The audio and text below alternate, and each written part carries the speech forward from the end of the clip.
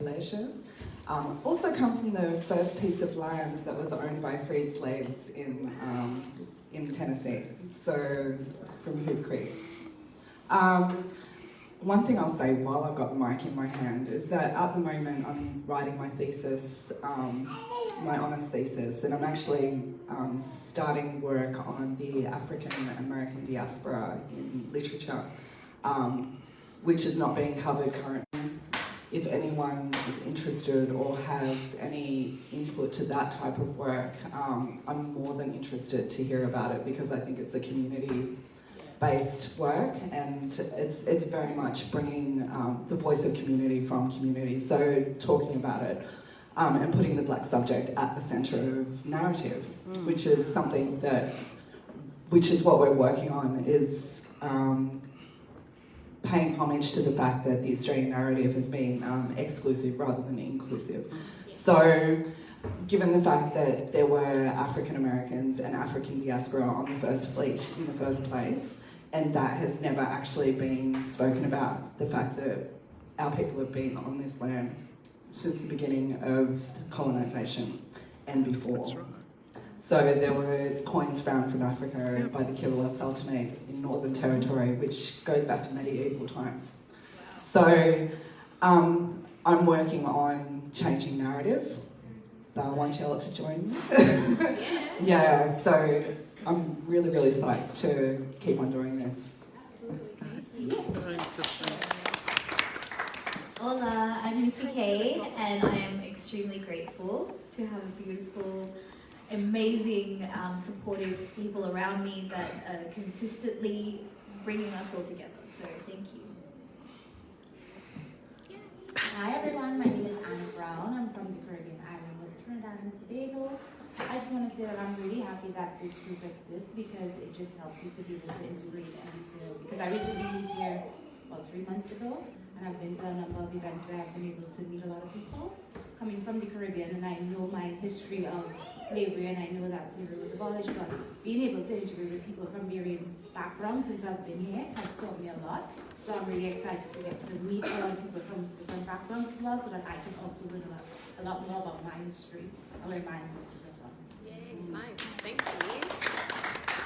Hi, my name is Val, and I'm from Uganda. I've been in Australia for 4 years, but I find that having communities like this actually help you do life in Australia where you don't have family or, you know. So yeah, I'm grateful for these groups. Awesome.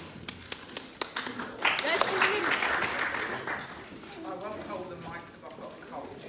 But my name's Jackie and I'm from the west of England. I have been in Australia for 15, 16 years.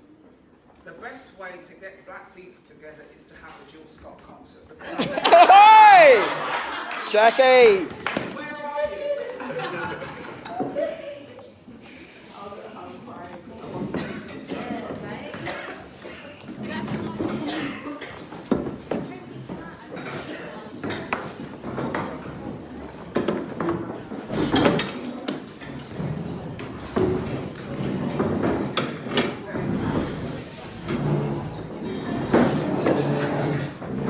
Sorry. My name's Sharon. Put the mic. Since 88. And I'm Jill. Lovely enough. I have no idea what this whole day is about, but I'm Great. Yay, thank you.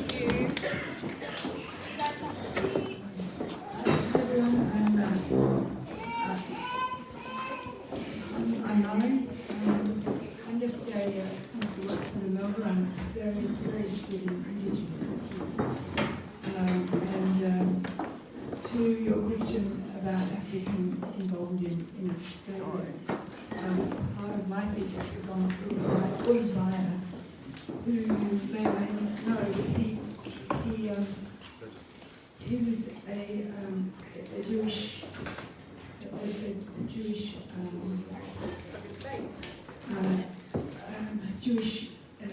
German guy who came out to Nigeria to self-determination process. And he introduced all sorts of wonderful self-determination gems, as well as launching Black Orpheus, which was the first magazine. You know, his wife lives in Allendale still. Wow. And all his archive are actually in the Bayris Museum in Germany and also the National Museum in Canberra, so she can help you if you want to talk to me about that later. But what particularly interested me in the research that I did, which I'll share with you, is that the cause of self-determination in Australia is incredibly advanced by the work of this guy whose influences were those from Africa. What he learned from the African self-determination process that he taught within the university in Nigeria, he brought to Australia and was the main consultant to the soon-to-be formed Aboriginal Art School in 1969. So there is a really strong tradition from the self-determination of Australian culture, Aboriginal culture, that came out of Africa. And his ideas were derived from Senghor and other black activists who were colonial experience, people trying to find how to find their voice after significant disempowerment and violence of European cultures. Sorry to have gone on so long, but I just thought it's important for people to understand that Indigenous Australia has a deep connection to, through this particular academic anyway, Africa. Hi everyone, I'm Kaya. This is my son Charlie. I am a student at Sydney University and I am interested in also writing a thesis. And my research looks at the intersections between Aboriginal and Torres Strait Islander people and the relationship to the global African diaspora. My mum's Aboriginal and Torres Strait Islander, and my father's Ghanaian from West Africa. I read your article. Oh, did you? Yes, and I quoted it in my proposal. Oh, thank you. So, moving between those two communities, growing up my whole life, I've always been sort of perplexed and interested, and the narrative about blackness in Australia didn't resonate with me about, we're disadvantaged and disempowered. It was a very opposite experience for me. So I also wanted to look at changing that narrative and looking at the resilient elements of our communities and how they were always intersecting and interconnected and from a cultural basis, the philosophical basis in which we create our institutions and our ways of being and our value systems. There are always those lines of connection, and I saw also interested in this idea of the black oceanic indigenous cultures that connect us all. That's all I'll say for now. Thank you. Awesome. Thank you. Fantastic. Awesome.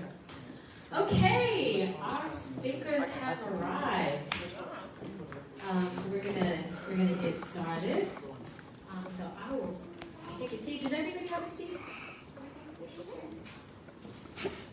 Yeah. Okay, great. So ladies, we just went around the room and shared, who we are and kind of where we're from. But a very important part of this is to hear from you. You have before you some extraordinary women that have really ignited the landscape, I think, of Australia since they arrived. And each and every one of them are trailblazers in their own right. So essentially, how this panel is going to go today is I'm going to step to the side for a little bit, and I'm going to allow them to share a little bit about their history and where they're from and what they've done. And if I were you, I'd take pictures. And they'll stick around afterwards for autographs because to me they are superstars. And then I'm going to ask them a couple questions and give them a chance to respond to those. And then I'm going to open it up for a dialogue and a discussion. So if you guys have any questions, you can, ask them. And we'll just kind of take it from there, yeah? So this is a dialogue, guys. This is a give and take process. And I really hope that we get a lot out of it. So I'll just let them introduce themselves because I don't think I can do any justice. So I'll start with Sienna. Well, I'll start with Anna. Yes. Okay, so I'm a storyteller. Griots have a long history, but I'm just not musical, so I just talk. So you'll have a time, a wind-up time, so I don't go too long. Yeah. I don't get started till 10 minutes. Now, my family comes from Texas. My grandmother's grandmother, Winnie, who was born in Tennessee, was sold to a plantation, the Rawlins Plantation in Mississippi. Her husband, who was born in Connecticut, his name was Jim, he was also sold to the Rawlins Plantation. They got together and got married. Well, they jumped the girl because we weren't allowed to marry back then. Winnie had 3 kids.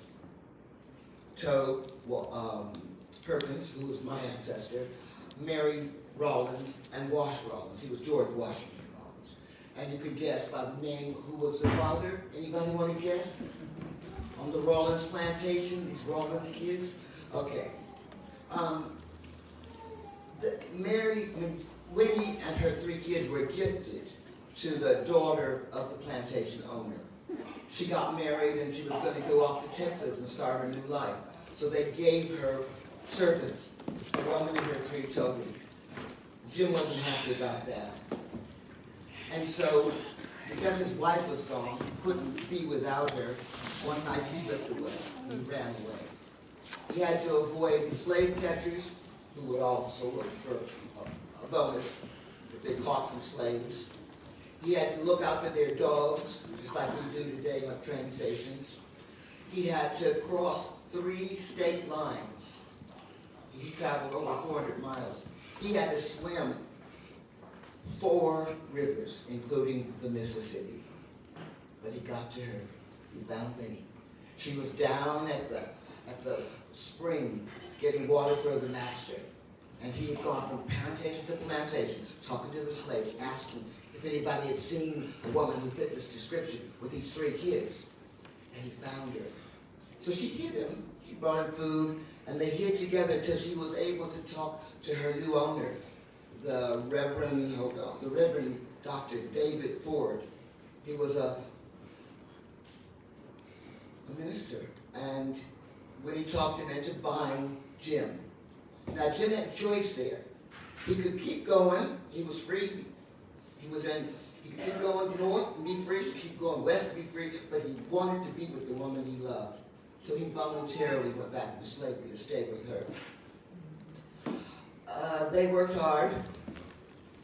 Finally, Juneteeth came along, and you'll hear about Juneteeth from everybody. I'm not going to talk about the day, because I'll tell you about this one family.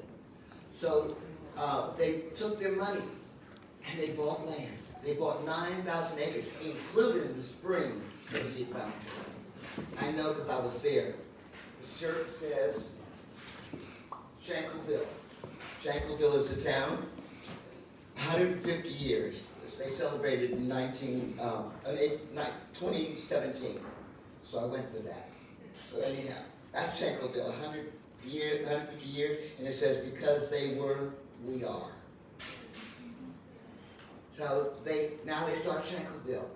Well, Mary's a guy called, what's his name? Stephen McBride. Now Stephen McBride looked white, as a lot of them did, because of their heritage. And so he became the front man for them. He would go out and buy stuff, because they wouldn't sell it to black people. And he ended up having a grist mill, a lumber mill. a flour mill, a syrup mill. And also because he never learned to read or write, 3 schools he established, including one that was known as a normal school. That was like primary school, secondary school, and then the normal school was like a TAFE, teacher's college.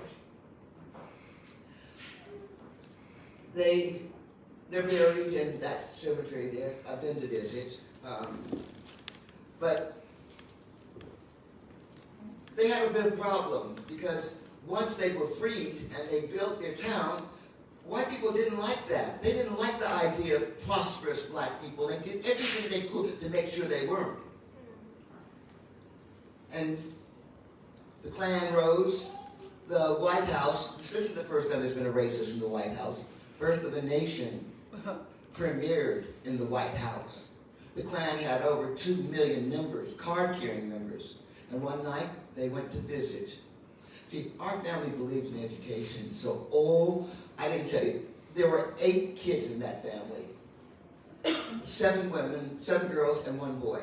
And the father died when my grandmother was 7. Her mother had died when she was 18 months old.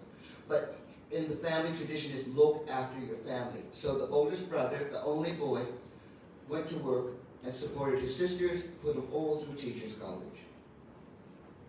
Aunt Regina was the oldest. She was the first one to go out and teach. And she had a evening where somebody came banging on her door, and she looked out, and there was a whole bunch of people wearing these white outfits, sort of hooded things.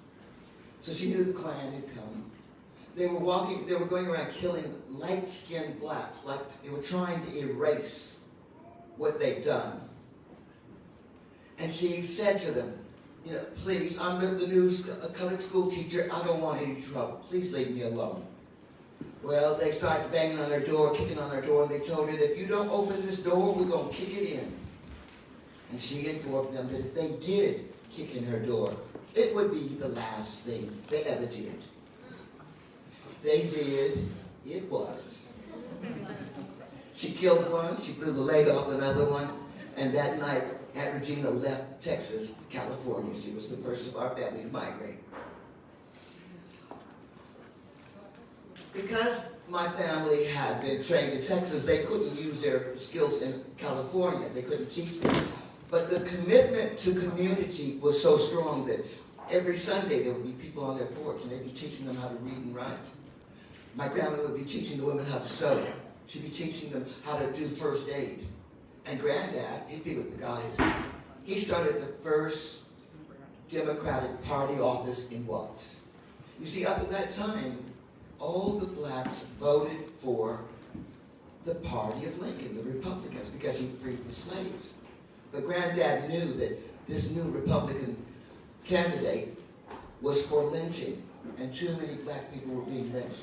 By now, prosperous towns all over America that were black-owned and populated were under siege and being killed, burned out. So he did his best. That he died, and my mother went to work because that was the family tradition, and made sure that her family was looked after. I'm squeezing a lot of this together, guys, so if you'll know. When I went back to Shankleville, it was a privilege to go back and to drink from the spring where my great-great-greats had drunk, to see their tombstones and see those barely legible dates. But also because they still carry out the traditions, and there's a Shankleville scholarship for any kid who's what's that word? Relative of, descendant. A descendant. So there's and I was there to see the kids who got the scholarships the year that I was there. My mom's rules were look good, learn lots, and look out for others. Now, our work ethic was very strong, always was strong. We weren't afraid to go out. And I'll just give you a quick summary of the descendants. I have a whole article here. If anybody wants actual detail, you can have this. Yeah, I need this page, the last page there. The last.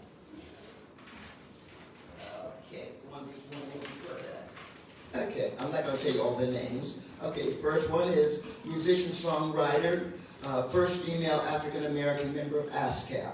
Next one, Michael Strong, NFL Pro Football Hall of Fame, 7 times Pro Bowl, New York Giants. Steve Odom, NFL football player, Green Bay Packers. Harold Odom, storyteller, like me. Alex Holly, TV journalist and anchor. Asa Grant Hillard III, educational psychologist, professor, founder of the National Black Child Development Institute. Husband of Patsy Jo Hillard, the first African American and first female mayor of the East Point, Georgia. Me. Larissa Odom Clay, first black member, along with her 2 daughters, of the Daughters of the Republic of Texas. That upset a few people. We got some black members. Kenny Perkins, in basketball, so NBL pro basketball player. He actually played in New Zealand. Kendrick Perkins, who's NBA with the Celtics. David Riggins, mayor of Vinton, Louisiana, another pro basketball player, another first African-American elected to the Newton County School Board, as well as first black Newton County. What I'm saying is, there is a tradition. You help yourself, you get the job done. You make sure that you're focused, and you don't stop until you get there. That's right. So that's my family. And that's I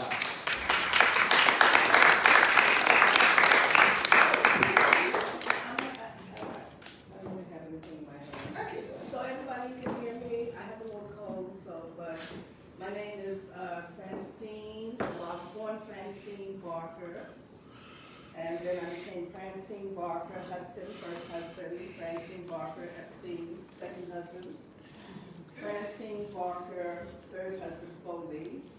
But everyone calls me Francesca Emerson because that was the name that when I started out in New York, because I was born and raised in Harlem. So I used the name, my clean name, Francesca Emerson.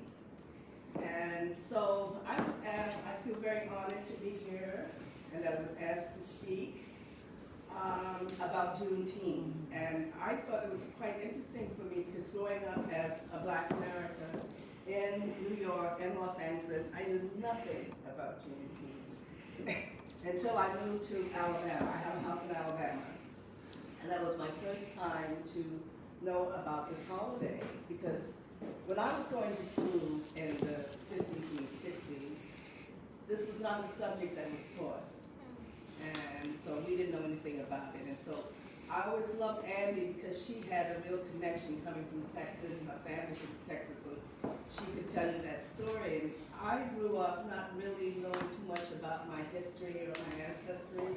So I finally had my DNA done, and then I found out that I was from Cameroon. Ooh. And Toga, and oh, we are, okay, and Benin. So I'm very excited about knowing my heritage. But getting back to Juneteenth, I grew up in Harlem, where, or the Lower East Side also, where I grew up with people from Chinese, Polish, Irish, Greek. So we were international diverse city, peoples on Atlantic Avenue and on Canal Street on the Lower East Side. So I really didn't get too much racism directly at me, and growing up and moving to Hollywood and to California. I married a Jew, so I didn't get much of that because mainly, as all my friends would say, well, you just hung out with all those white folks. But I never thought in terms of color, and I still don't. And when I came to Australia for the first time, I was totally welcome. Being, of course, a Black American, they just love us here, so I never truly had any problems. And I was just telling Dr. Vanessa that my first trip to Darwin about 3 years ago, when I got off that airplane and I saw all those Black people, I was like thrilled. Like, oh my God, I I was in a different country from coming from Sydney there, and everyone would call me Auntie. And I just felt so part of the community. I felt embraced by them, and I feel that people ask me, well, where do you feel you belong? You know, are you American or are you Australian? I said, I belong where I'm at. My home is in my heart. And wherever I go, that's where I take myself and my body. And I embrace myself with people who I meet. And particularly when I see, I laugh about this, when I see a black person in Australia, I'm in the street, hey, how are you? Where are you from? You know? And so I talk to everybody because I'm in the moment. And I actually read up on Juneteeth, and I learned a lot. And I feel really sad that I did not embrace this as a child, that we were not allowed to, that we didn't know about it. So now I'm ready to go back to Selma, Alabama in September, and to embrace my neighbors and family and friends. Thank you. Nice.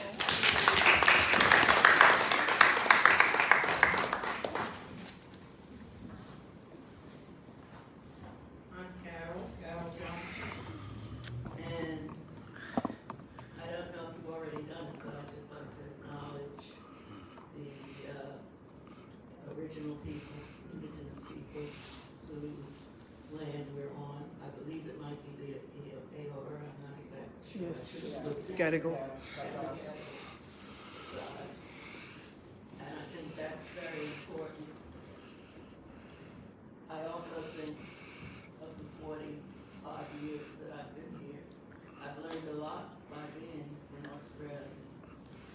And I actually think it's the responsibility of the African Americans here to learn as much as possible about the movement that occurred here, that occurred as part of the international decolonization, and also as part of decolonization that's happening around the world, including the civil rights movement of the United States, because the people here were also studying in London, and there were black people here, mostly Africans, West Indians, few African Americans, from the early 1900s. In fact, Jack Johnson was here. And before he left, there was a big group, and it was here in Sydney, and it also included Aboriginal or Indigenous Australians. The Indigenous Australians who were working on the wharves had opportunity to learn and hear. And the information about, there was a black breakdown happening from those early days. And the information that was being passed on came as a result of the dock workers. My supervisor on the PhD student, his grandfather, because it was one of the people that was at Jack Johnson's farewell. And what I realized, because what I knew of Jack Johnson basically was that he married white. You get the white story about it. But then I began to think, and I thought even before I knew of this relationship with black people here in Australia in the early 1900s, I began to think, I bet he had some kind of connection with blacks here at that time. And in that early period of the 1900s, you see slavery or indentured servitude happened in Australia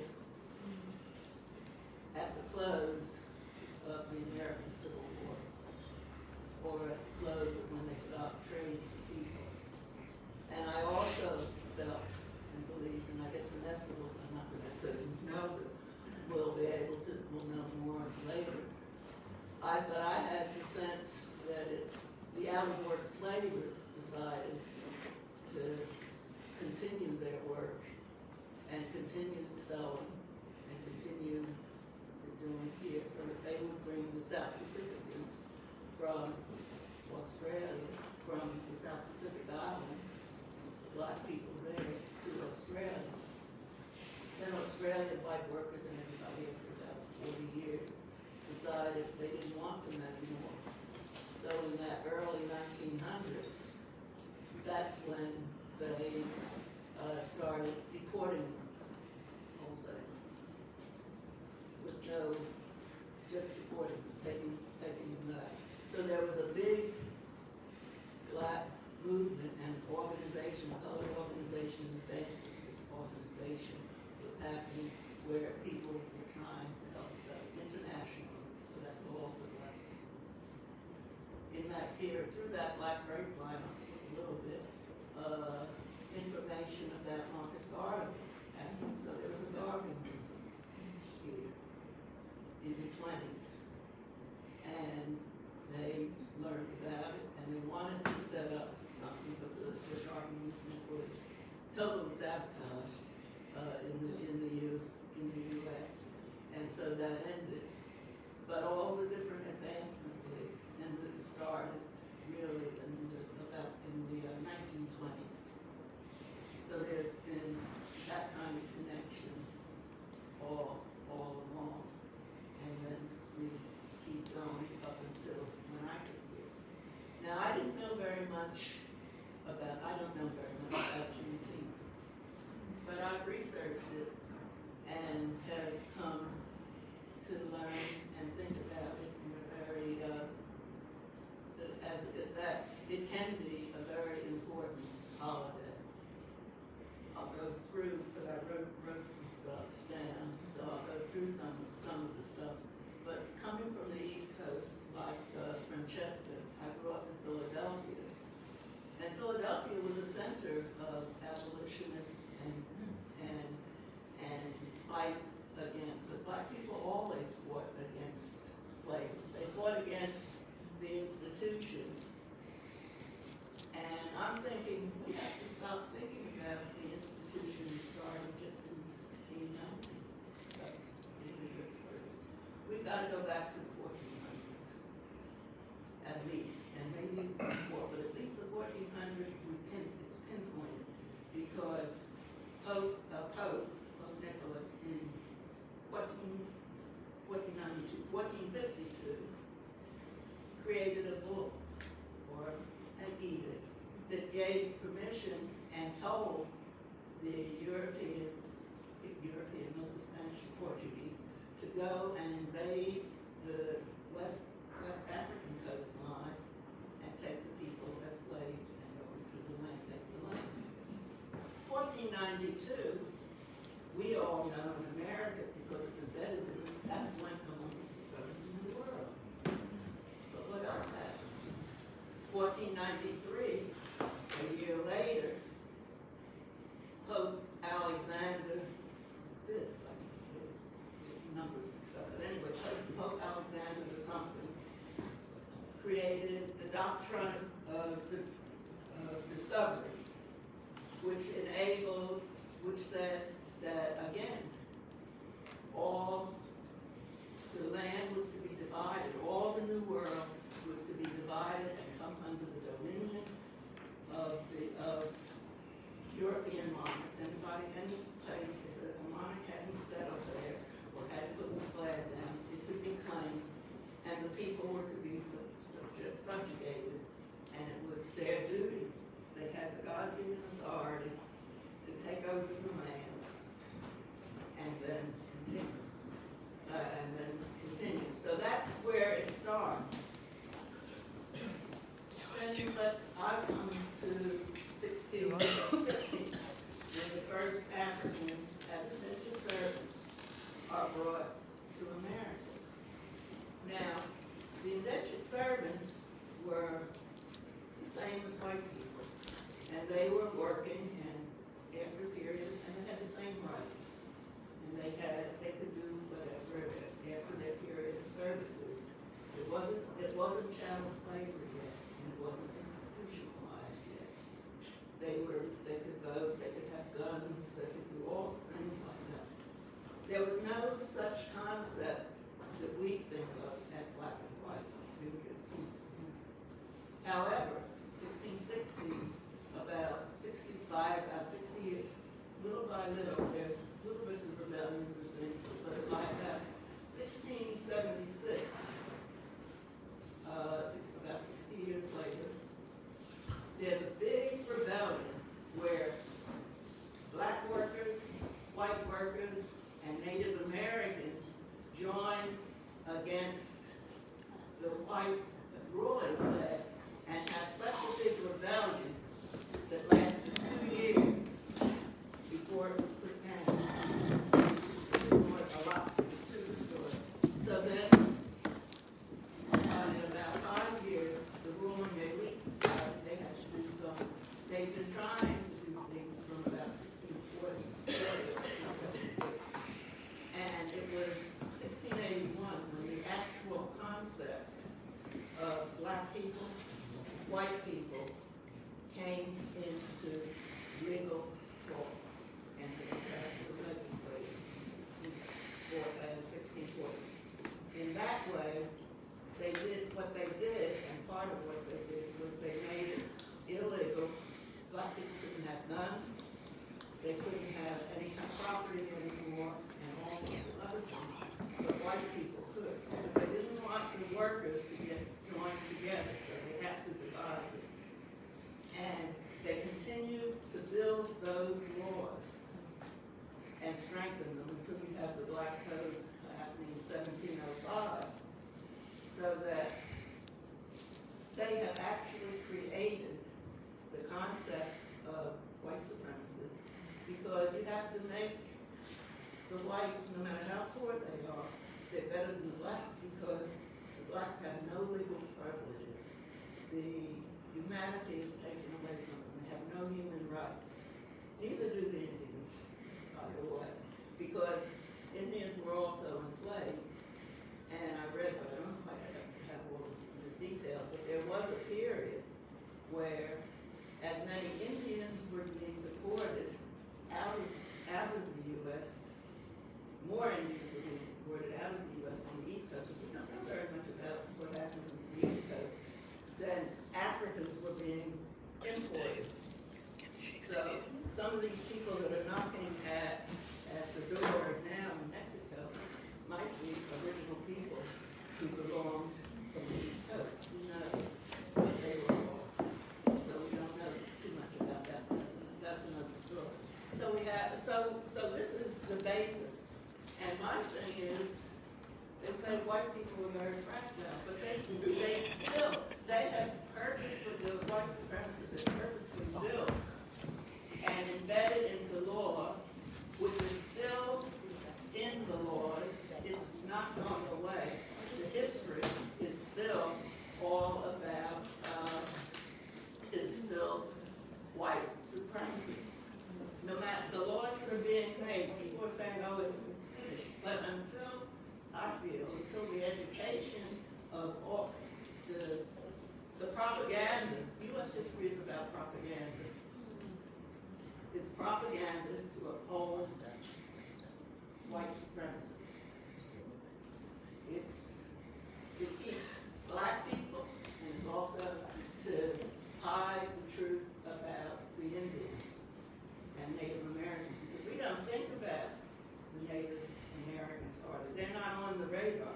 Aboriginal people have been very powerful and very strong, taking the whole thing, the whole black movement that was happening in the 60s and before, and finding a unique way to assert their presence and to get on the map and the radar of Australia in such a way that at least the land is acknowledged.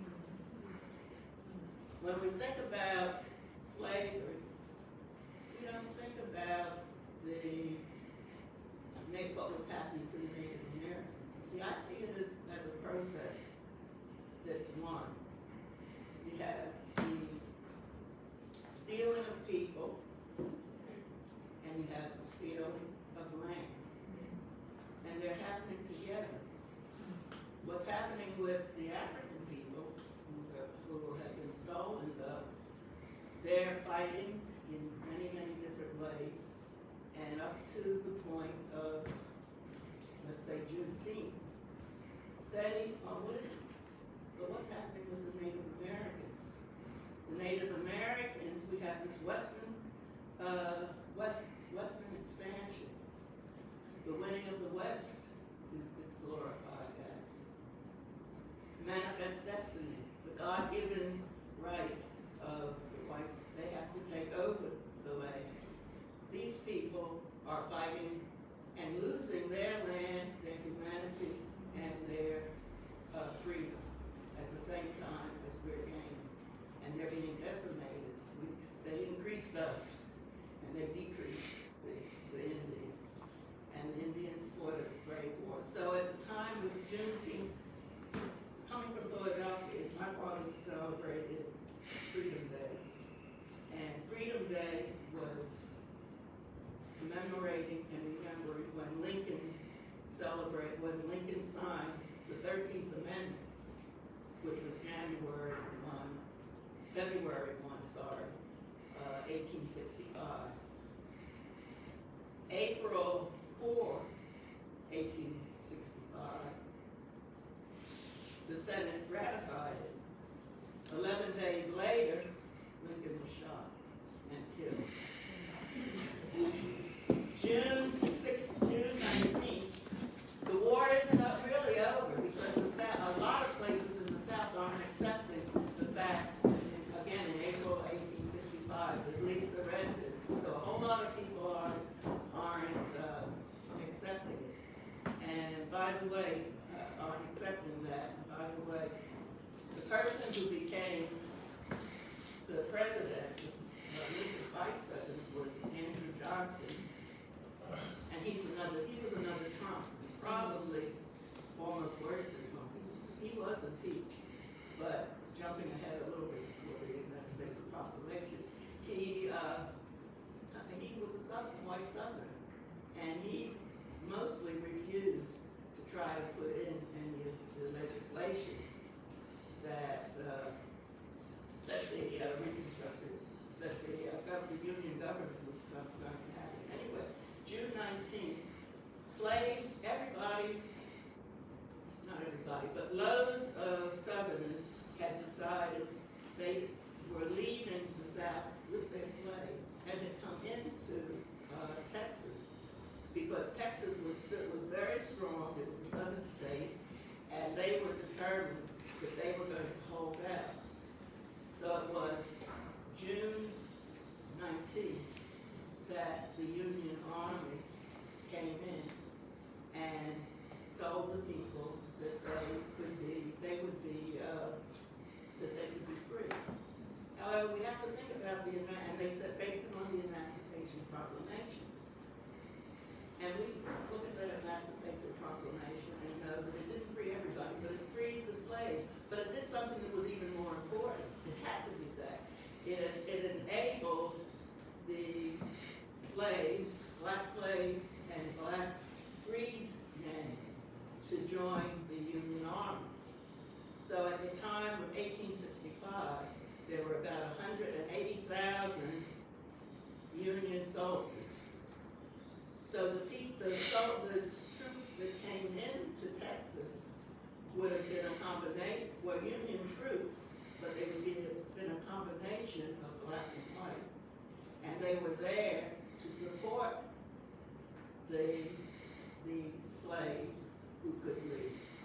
So their political position, because if the slaves, I assume, they say they didn't know about it, I assume people understood, many people understood and knew about the Emancipation Proclamation, knew all about the war, and the grapevine is strong.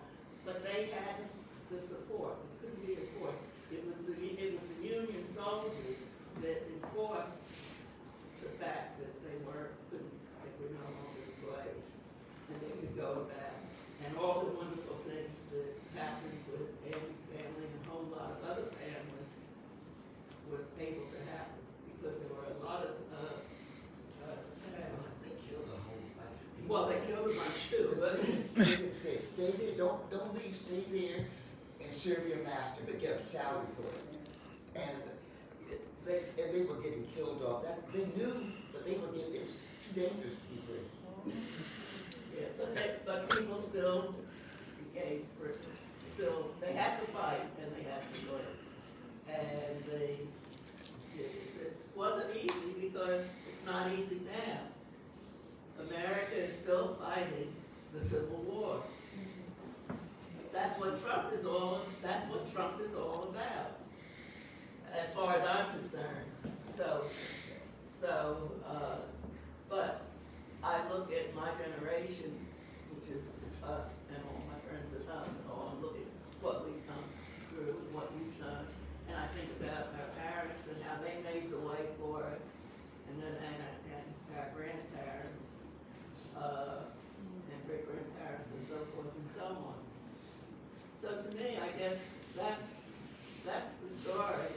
And Juneteenth, the significance of Juneteenth to me is that it helps to shatter a lie. Because it was a lie that they lied about the Emancipation Proclamation. U.S. history, as I said, is that we are taught is virtually a lie. Because of it's a horrible story, but we have to make it as beautiful as we can. But we have to include, and I think it's up to African Americans to not forget the Native Americans, who population-wise are in a weaker position. Because June 19, 1865, again to get a picture of what was happening in the time,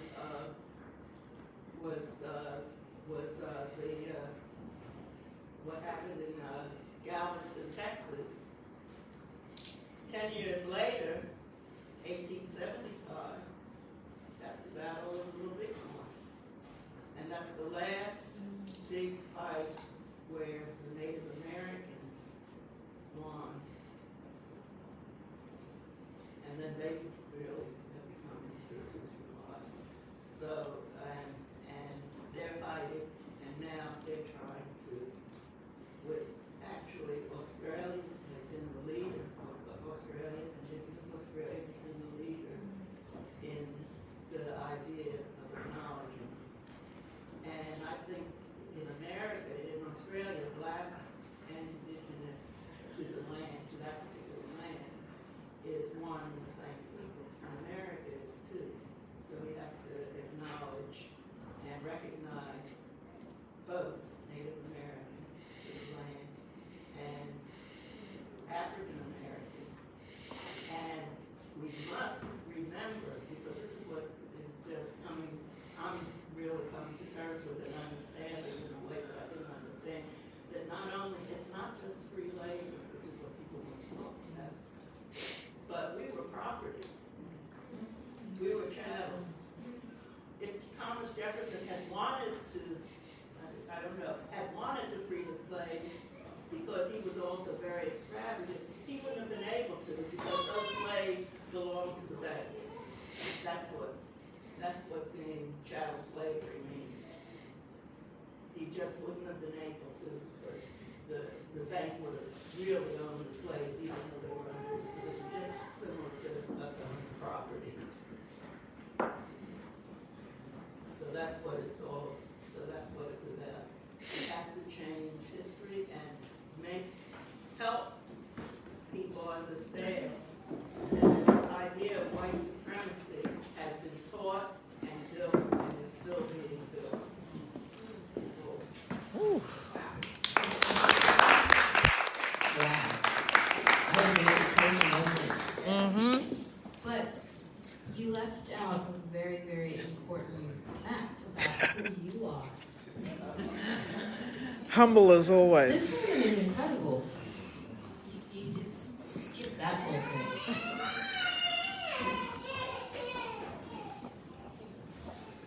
I'm Carol Johnson. And? I came to Australia in 1972 when Indigenous Australians were put up to 10 Embassy, and I participated in that with them, and Indigenous Australians were able to participate through dance. I'm a dancer, and I came to the dance company and was waiting around to start a solo tour through Southeast Asia. I was getting that organized, and while I was getting that organized, the 10 Embassy happened, and I had workshops, and Indigenous Australians were able to use the dance to participate in a political event that was very, very important. So that makes the contemporary dance, they were using it in a similar way as people who had the traditional dance used in ceremony, but this was in a public way, and it was the first time. And then I ended up staying and had hope and created a school, which then led to school? The oldest dance school in New South Wales. That dance school. And it led to Ngara, which is celebrating its 30th anniversary. Wow. And the person who helped put NASDA to the college is called Phase the Dance College, but really helped put it in on the map and make it get well known. This lady here, Eddie Mack, Kimberly.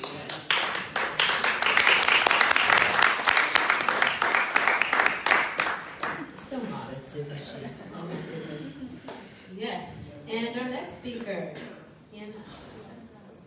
Well, what do you say after that? How do you follow all that historical information? I mean, there is a big connection there. I met both Andy and Carol when I first came out in 1988, not knowing that that was the big centenary year. Didn't know what the hell was going on. I was just arrived in this very, very far away place. I ended up dancing at Aboriginal Island. I was teaching there. Raymond, who I must... Hi, Raymond. Dear Raymond, who's a mutual friend of ours. So yeah, that I got a real footing there. You know, I'm a dancer, Graham dancer. I danced in Toronto Dance Theatre professionally. Then I came out, got into filmmaking, and a whole other series of things went on. And now I'm at the point in my life I finally made a bit of a transition, and I've written a book, which I brought because I'm going to do that. I'm going to be really crude and crass and show it up so that you can have a look at it. It's called Master of My Fate, and it kind of intersects with everything that we've been talking about. The only difference is, and I didn't know a lot about Juneteeth either, so it's great to hear about that. We have our own emancipation processes within the British colonies of the West Indies. I'm from Jamaica. And I guess for me it's a very different scenario because I was born in the Black Country. And I think that has a different impact on you. It was colonized in 1494, so you're going all the way back. Christopher Columbus found it. Killed off all the Arawaks that were there, which were the natives of that particular country, brought in slavery at that particular point, and that went on until 1838. So that was 400 similar experience of slavery in Jamaica. So my understanding, but you know, even there, talking about slavery, because it's West Indians are very class conscious, as a lot of people might or might not know if you're West Indian. I see some nodding over there. So, you know, when I first arrived in 1988, people didn't talk about convicts. It was kind of a really bad thing to say if you had convicts in your background. That was very much looked down upon. And I think it's a similar thing in the West Indies. No one talks about whether you've got slavery. Now it's opening up. But, you know, to talk about that, I think was, unless you were an academic, it wasn't something that you wanted to really talk about, even though, of course, that's where we get our strength, that's where we get our resilience, that's where it all comes from, is that ability to be Usain Bolt and run really, really fast. Because if you got people and dogs chasing you, you need to know how to run, right? So, I mean, his body is an absolute, you know, amazement to me. And it's been developed over 400 years of slavery, I think. It's come out of that. So the connection really for me is that I've brought it all the way back to Australia because this convict that I discovered where I was working at Hyde Park Barracks was Jamaican. And he was transported as a convict in 1836 and brought here. And that has opened up a whole different understanding. It's added to the dialogue about what kinds of people make up Australia. And I think that's really important. And just a little sideline, Cassandra Pybus has written a fantastic book about what is she referring to. yeah. So, and there have been various people, a lot of academics have done work in this area. It's just that it's not out in the public. I think the fact of the White Australia policy, before that it was probably a lot more well known. I think after that, not only did it happen to Indigenous people, but I think anybody of colour was completely sort of, devalued and put under the carpet. Nobody came from anywhere else except, Ireland, England, Wales, whatever.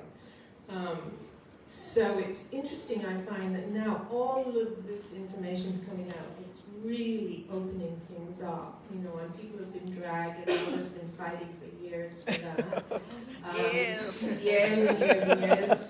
People were dragged into Queensland to work in sugar, and I know you've got a great conference coming up about that. And, sugar, putting sugar in our tea has been at the basis, at the root of an incredible amount of suffering in the world. And in a way, for me, writing the book was about discovering who I was. And I think anybody involved in this process, that's what happens. You start to see who you are, where you come from. And I hadn't realized how important it is to figure out where you belong. Are you Australian? Are you Jamaican Australian? Are you African Australian? Are you, what is that? What does that really mean? And I think we'll probably end up talking a little bit about that today, perhaps, because there are going to be more and more people who weren't born here. And I totally agree with what Carol's saying about Indigenous Australia. I think it's got a tremendous strength and resilience, more so than Canada, where I grew up. Native Canadian Indians are having a really hard time there. I think Indigenous Australians should be very proud of the fight and struggle that they've had, and it's working. And I think I've been trying to figure out how come, and I think it's because it's 200 years. It's, when the colonization process happened, it happened so late in the game that, unlike Jamaica or unlike what happened in African American culture, I mean, can you imagine the slavery if we had social media when slaves were brought over to America? We got social media, we got slavery today. Yeah, exactly. But I mean, I think things would have been a little bit different. Things moved a bit slower then.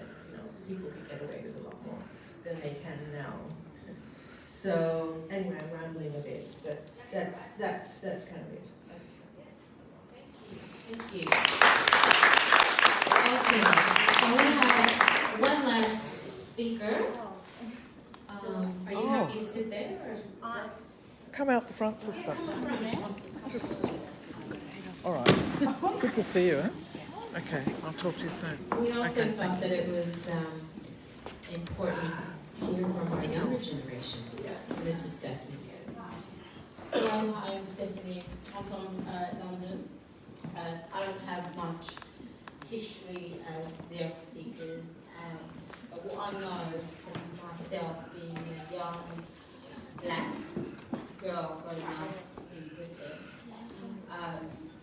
I suffered a lot of anxiety that I didn't really know where it was coming from. And I couldn't pinpoint where it was coming from.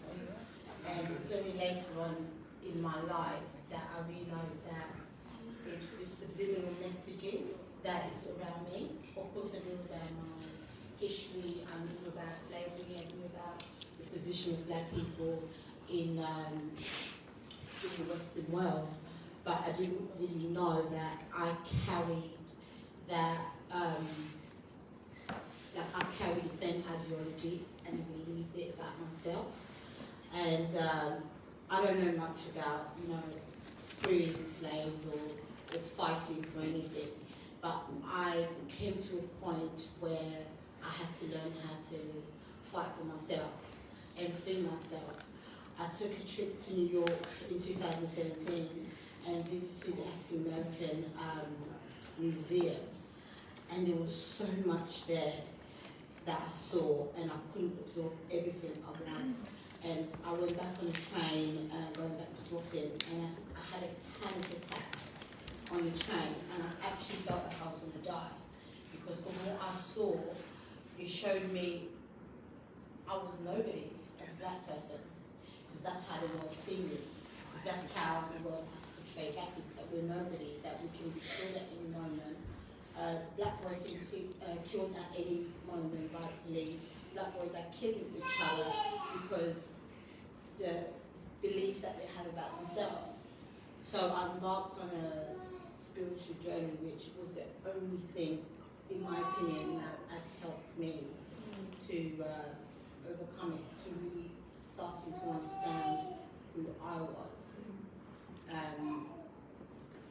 without any academic theories about what blackness, what defined blackness. So it was about who I was as a human being, and what ideas were out there about me that I took on, and that I believe that my family even took on. Because when we spoke about, when I learned about being ugly, okay, I never really thought I was ugly, but when I learned about black people being perceived as ugly, it came from home. And that is stuff that my family also learned just through colonization, right? So I knew that we carry that ideology. Black guys telling us that we're too rude or we're too loud, or that we can't stroke our hair, just those sort of subliminal messages that we will carry on within our own community, that was eating around every day. So when I went on my spiritual journey and I started meditating, all of those things that I thought about myself that I didn't even know I was thinking, it was all in my subconscious, started rising up. And I started questioning it. It was like, who told you that? Who told you that about yourself? And what makes it true? When I walk into a shop and I'm conscious about my race, that somebody's going to follow me, who gives them the right to follow me, or who gives them the right to define me as a thief or whatever? And why do I have to be? What's the point? Why do I have to believe it? And from the moment I started questioning that, a little bit of liberation started to happen, because I knew that we didn't really have real power to define me who I was. And just from that place of pain, I entered from that place of pain and started to understand that I'm just an equal person as everybody else. But I had to say that it started just from understanding who I was as a person and having a connection, a spiritual connection with God or the universe, and understanding that, I don't have to accept other people, whether it's race or men or people in profession, to define who I was. And I think that was the beginning of my emancipation.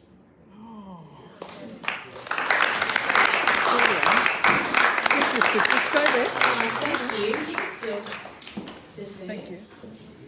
Wow, that was really, really, really, really powerful. And thank you guys for, discussing, talking in your own way about what Juneteenth means. And I think for me, as well as the members of the Black Collective, listen, putting on these events, you talk about it, and you talk about developing a sense of community, and that discussion then becomes, well, what are we going to do about it? you know, are we going to continue to talk about it, or are we going to actually take action? So I got together with some doers and said, let's take action. And then we also thought, okay, this is a really, really significant day. And as you heard today, even, you know, some of our most prominent members of the community, you know, are just learning about it. How many of you knew about Juneteenth? Yeah? Okay, just about half, right?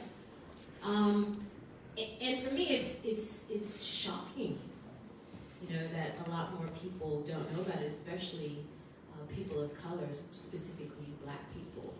But that's okay, because today marks the beginning of this discussion, and this will continue to happen every year. Even if I'm the only person here talking to myself about it, we're going to celebrate it, and it's really important. I think just a little bit about my story. I arrived in Sydney in 2008, and the first thing that I said to myself, where are the Black people? I'm not talking about African Americans, where are the Black fellas? You know, the indigenous people. More specifically, where are the indigenous people in decision-making positions? Crickets. So then I thought, okay, let me do a little bit more investigation, and I have to be honest, you know, I was just talking and asking random people, and I heard about, you know, historically, you know, what's been going on, and I thought, gosh, that's so similar to what was going on with us. You know, in America, that sounds like pre-civil rights happening. And I think it was 2 weeks after I arrived, there was an apology. I was like, what the hell is he apologizing for? This is 2008. I can't believe that this is actually happening. And then I thought to myself, what are you going to do about it? What can you contribute? You know, should you get on the street, start protesting? I was like, that's probably not going to work. Or can you use your talent and your passion to actually make a difference? Because I see it like this. There is no separation with us and them. It's me. That could be me. It is me. So if I don't begin to take steps to bring the community, whatever it is, together and align myself with Indigenous Australians, then I'm not going to enjoy my time here. Because creating community is one of my highest values. And if there's an injustice happening, I want to be in it because it's happening to me as well. And the genesis of bringing this whole group together, the Black Collective, it says it's in its name, the collective. We all come from different communities, but we're all the same. Everybody is looking for a sense of community and belonging. I don't know about you, but there's nothing like, you know, looking around the room and knowing, to some degree, each and every one of you, and we all have that sense of belonging and community. And today, yes, you know, it's a celebration of something that happened that was absolutely horrible, but we're talking about it. And I really hope that beyond today, you go out and you communicate, hey, I was a part of this little teeny tiny little discussion, and we were talking about Juneteenth, but we also talked about what are we going to do as individuals and as a community. Does that make sense? So I'm going to give you a little homework at the end. So I wanted to open it up to the panel and ask a couple questions, and it doesn't matter who answers what.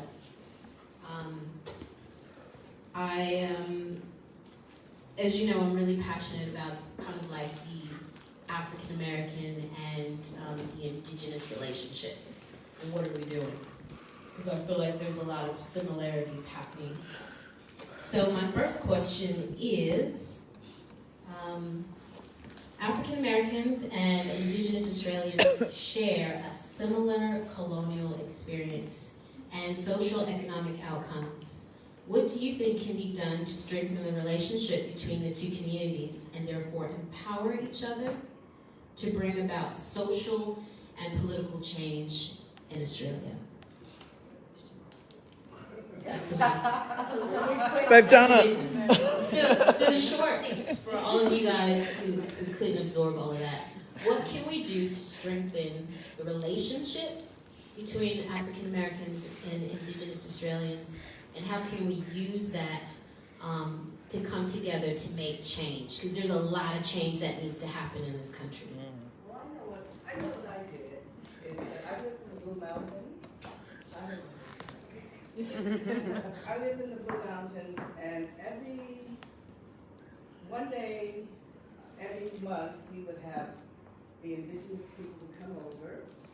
Because if you lived in our there was a cave, which was an Aboriginal cave, and it had paintings and drawings, and they would come to clean up the area. So I would be out there with my pail and my shovel, and we would take up the dirt, and we would take up the weeds. And then in the end, I would invite them back to my house, and we would have tea and cakes, and I became an adopted Aboriginal. And I would go to all their parties, and they would have the carvery, and they would have all the bands and stuff. And so there's a lot of stuff going on in the Blue Mountains. And so I think, for me, I deal on a one-to-one. I meet people, and when I see Graham, the Aboriginal guy with his didgeridoo at Newtown Station playing, I give him a big hug and kiss and say, hey, how are you, how's family? And I think that's what we have to do. We just have to work on it on a one-to-one. For me, and that's how I feel. Yeah. As we're not a government, we can't do a whole bunch of stuff. I've been making notes here, guys. I wasn't texting people. Trying to get off that. So I've got down here accountability, responsibility. That we're not celebrating this day, we're acknowledging it and moving the plans forward. Internalized depression, the many shackles that we bring, all that stuff. Too many times people don't want to talk about the past. We have generational trauma, and people don't want to keep bringing it up, so they don't tell you guys what it was like. They don't tell you because they don't want you to hurt the way they were. So I apologize for all of us for not being more honest about it, because just don't want to hurt. When I got here, first thing I did was make a film, because I was a filmmaker. And every film I saw when I got here was made by a white person, and they had their point of view. And often their point of view was noble savage or royal perspective. I saw relatives. So yes, Francesca, get your people one-on-one. Let's get together. Where are all those brothers that I see on African Americans in Australia? Why don't I see Shamar here? Where is Malik? Where are those people here? We need to be coming out and meeting. They got here for a movie. What the heck? Can't they get here for something like this? I'll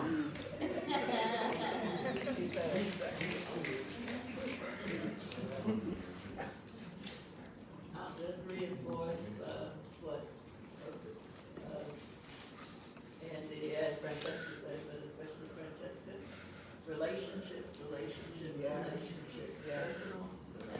That's the only way to build.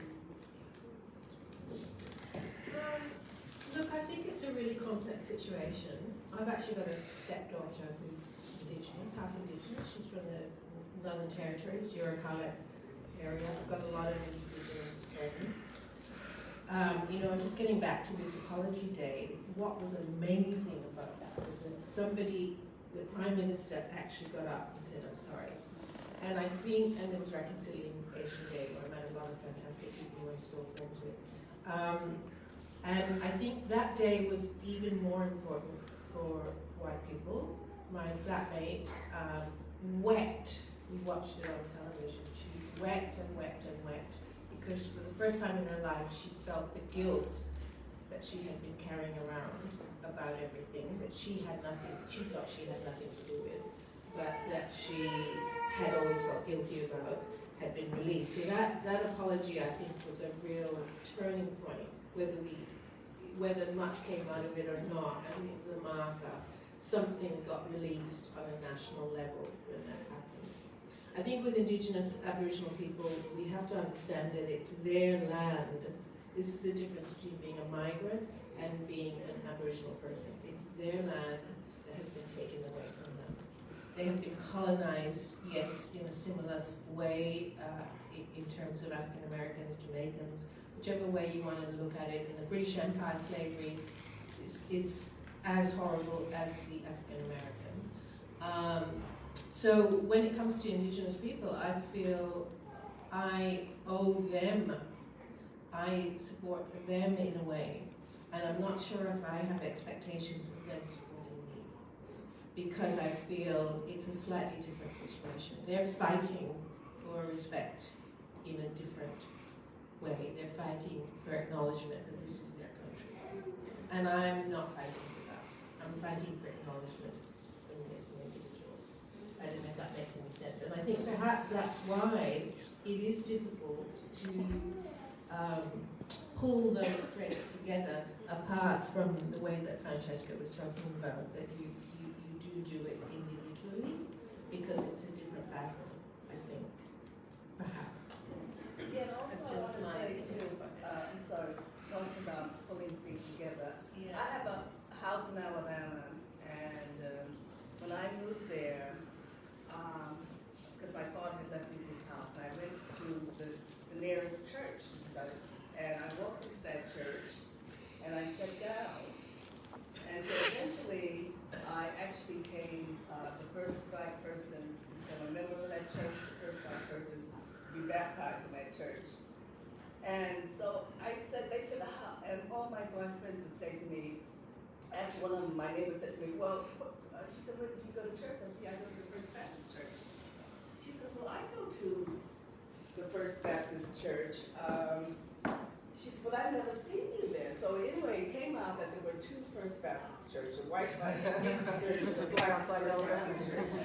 Which actually, and I said to her, I said, well, I didn't realize that my church was painted white, but I said, but they invited, she said, well, you know, they used to stand on the front steps of that church to keep black folks from coming in.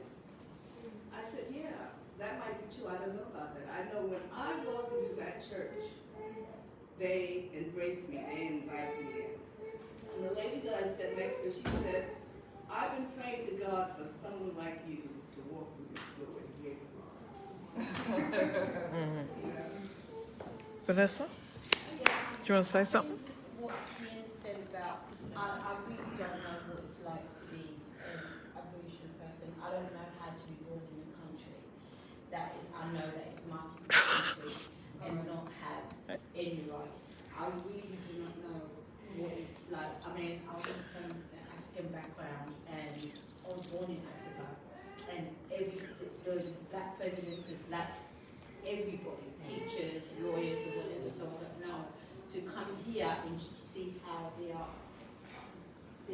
second-class citizens still today, and we don't know much about it. I know that many African Americans who come here are celebrated because the American culture is so big, and for some, from what I've noticed, is that you forget you're also in that same position in America, and then because you're celebrated here, you forget about the Aboriginal oppression, and I have noticed that a lot. So I think you're just acknowledging them as the first issue. Can I just ask a question from you guys? Lately, I tell people I'm a AAA. That's not a rating, it's who I am. I'm an Australian African American. Oh, I could turn 80 this year, so I'm now quad A. Ancient. But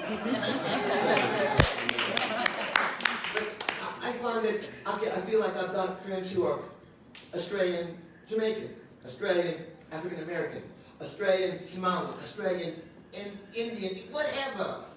But if you put the Australian first, even Australian Indigenous, which is the strongest you can get, if you put that first, you're saying we all are Australian. Does that make sense? It's a small change. To me, it's a big one in my head, though. And I know we have ways of we've been doing things. What do you guys think? I'll never do that. I'm Chilean Australian. Chile first. Okay. What is the? Because I am born of Chilean parents, and to me, if I was to put Australia Country first, it would be culture. disrespecting Country my culture. parents. Okay. So you'd rather culture country. Yeah. Parents, my heritage, my roots, my blood. Okay. Okay. And then the country would say. Yeah. Good to know that. Thank you. That's what I'm asking. Anybody else? I've always said African American, Cherokee, and Irish Australian. So, but I think the practicality of that, more than the thinking of not being Australian first, was because every time that I've been asked where are you from, my whole entire life, what they're really asking is why don't you look white? Yeah, absolutely, absolutely. I mean, but where are you really from? Yeah. Where am I really from? I just did not installation to call that. That's the first one. The first one, where are you from? And then you tell them. And I'm like, I'm Australian. And they're like, but where are you really from? Yeah, that's right. Absolutely. Okay. No, it's all good. Go on, Daria. Okay, so yours is because you need, Mine was more because I was. That's in the past. Yeah. Okay, and in the future, how do you see yourself? Well, in the future, how I see myself is I'm trying to find a way to be here, and I'm still on that road. And so it's very much a journey. So I mean, I'm very much connected to Tennessee, and that's a physical, spiritual thing. But I'm very much connected to the place where I am now as well. So I realize that I have a soul connection in both places, to both pieces of land. Okay. Not particularly to a culture, to these pieces of land that for some reason there's a connection to. Yeah, I agree with you on that because people say to me, because I'm not a citizen here, so I'm going to do citizenship. And I said, for me, home is where when I'm in America, that's my home. When I'm here, that's my home. I don't think about Australia when I'm not here, and I don't think about Alabama when I'm not there. So I'm in the moment. Yeah, it's a really interesting space. I just want to say, Dario Phillips, I've been here since 1981, 82. African American, turning 66 at the end of this month. I've been here that many years. My connection is we have kids together, me and Chris have. And when I first met her at 17 or something, 19, I asked her, is your father from someplace or are you from something other? And that's how we got the connection the first time. And so since then, as an African American, Australian, because I don't know, I'm trying to throw a little history out here. I brought a dance out here, street dancing. I was the first hip hop dancer out here. But I brought it as a way of my culture. But I was trying to connect it with being Australian. So I had a discussion with a guy last night. I said, it's still, even though it's my culture, it's still Australian culture. It's still connected because I had to do it in a way to where people can digest it over here. So that was pretty much where that went. I guess what I'm trying to say as far as the connection goes with this, and maybe I'm just gonna be a little bit honest, play a bit of the devil's advocate, okay? So many discussions I've had with African American brothers out here, so many times, about connecting, being together. And this guy, he sort of said it to me in a way that kind of blew me away. And he said, man, a lot of brothers come out here, they didn't come out here to be with other black people. They knew what was here. When they looked on their So all the little white girls and all that stuff going on out there, they knew that they was gonna come over here and do what they was gonna do. You know what I mean?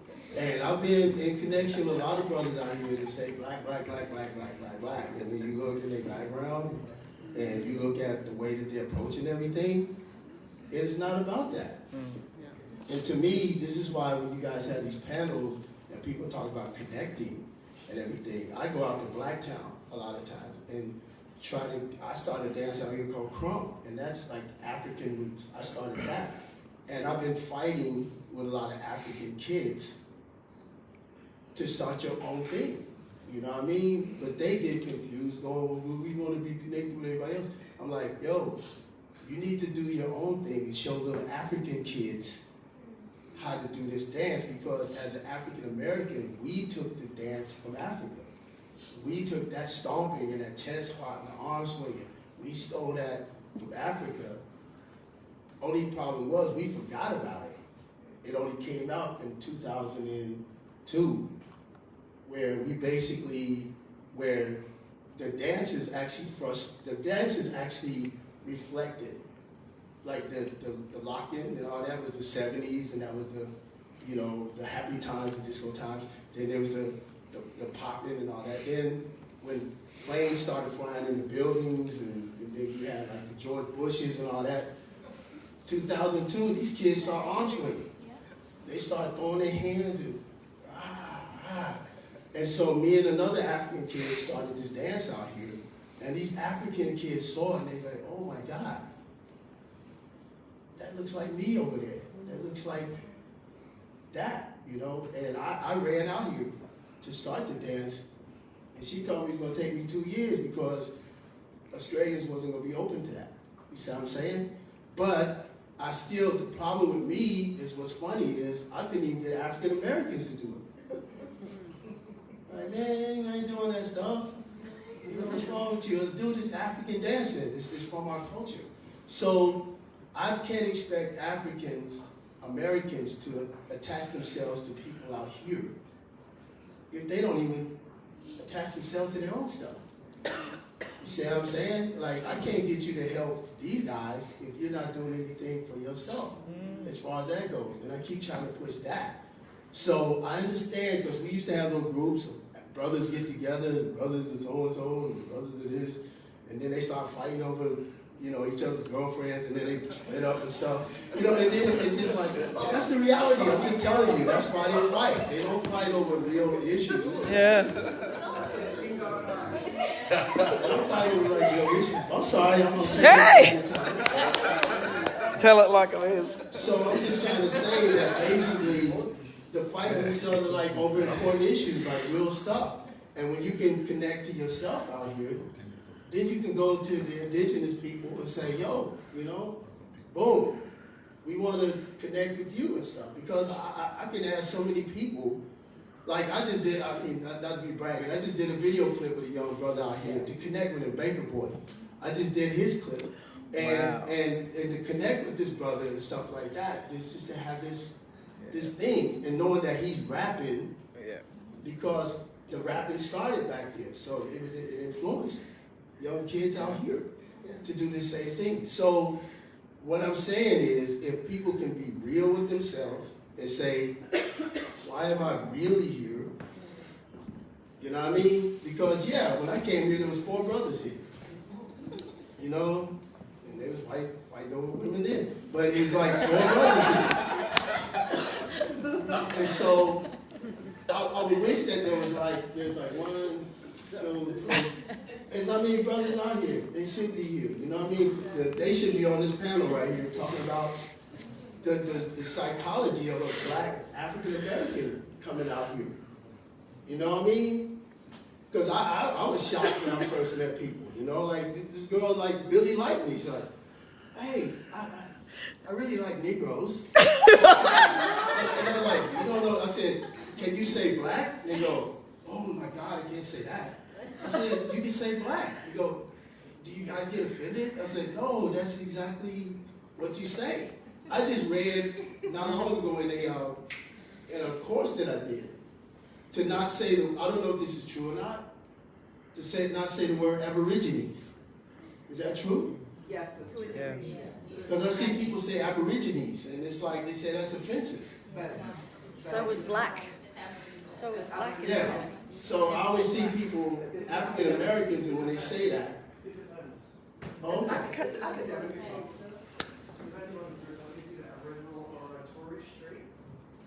Well, but that's what I'm saying. We as some African Americans don't even know that. So they do say they say Aborigines. They say that. So what we have to do is somehow find a way to connect. The closest I ever been was I went up to Nullarbor, the Groot Island, and I was on an island with just that. And I was like, and I tried to understand the culture. It shocked me, man. I'm like, there's this kid that gave me some sunglasses. And I saw him the next day and said, where's the sunglasses? I gave them to my brother. I'm like, I just gave you stuff? And they say, we don't own stuff. I was like, really? You know, and then I had to teach a dance class. I would teach some moves. I come back the next day like that. I was like, what? So y'all just pick it up like that. He said, yeah. It's like, so to me, that's really powerful. That you got, like, people used to get me mixed up with Anthony Mundine. I don't know why. But anyway, you see a young brother like that go from football to boxing, and people try to stand in the way of that and say, oh, you're not allowed to be able to go from here to here to here. To me, my understanding of Aboriginal people was that they just didn't stay with things long. You know, I heard all about the walkabouts and all that, how they hang on to something and they boom, and they up and gone and stuff like that. And to me, I thought that was attractive. If you think you need to just get away from something, you just get up and go. You know, you just get up and you don't have to be attached to anything. See what I mean? So I was learning that. I'm sorry? Yes. So I don't mean to dominate the conversation, but I'm saying as far as African Americans out here go, you were asking how can we do that? Yeah. And I said that they have to more or less, you got to know some guys out here or some people out here that came intentionally to do that. Because I know dancers that come from overseas will ask me that. They go, hey man, where's the Aborigines? I'm like, no, you can't say that first. But where are they? And then the only thing I know is some dumb stuff I'll say, like go to Redford and go to this and do this. So you would get together with the brothers and educate them and teach them and They have to be interested first. They have to be interested first, and this I'm just being honest. I'm being honest. Can Vanessa say something? Vanessa? So I'm Vanessa. I'm Aboriginal in Torres Strait Island. My people are from Yupangathian area in Cape York in the Torres Strait. I was born and raised in culture, and it is offensive to say Aborigines. Thank you for saying that. I'm a social epidemiologist in medicine, and as for walkabout, I stay.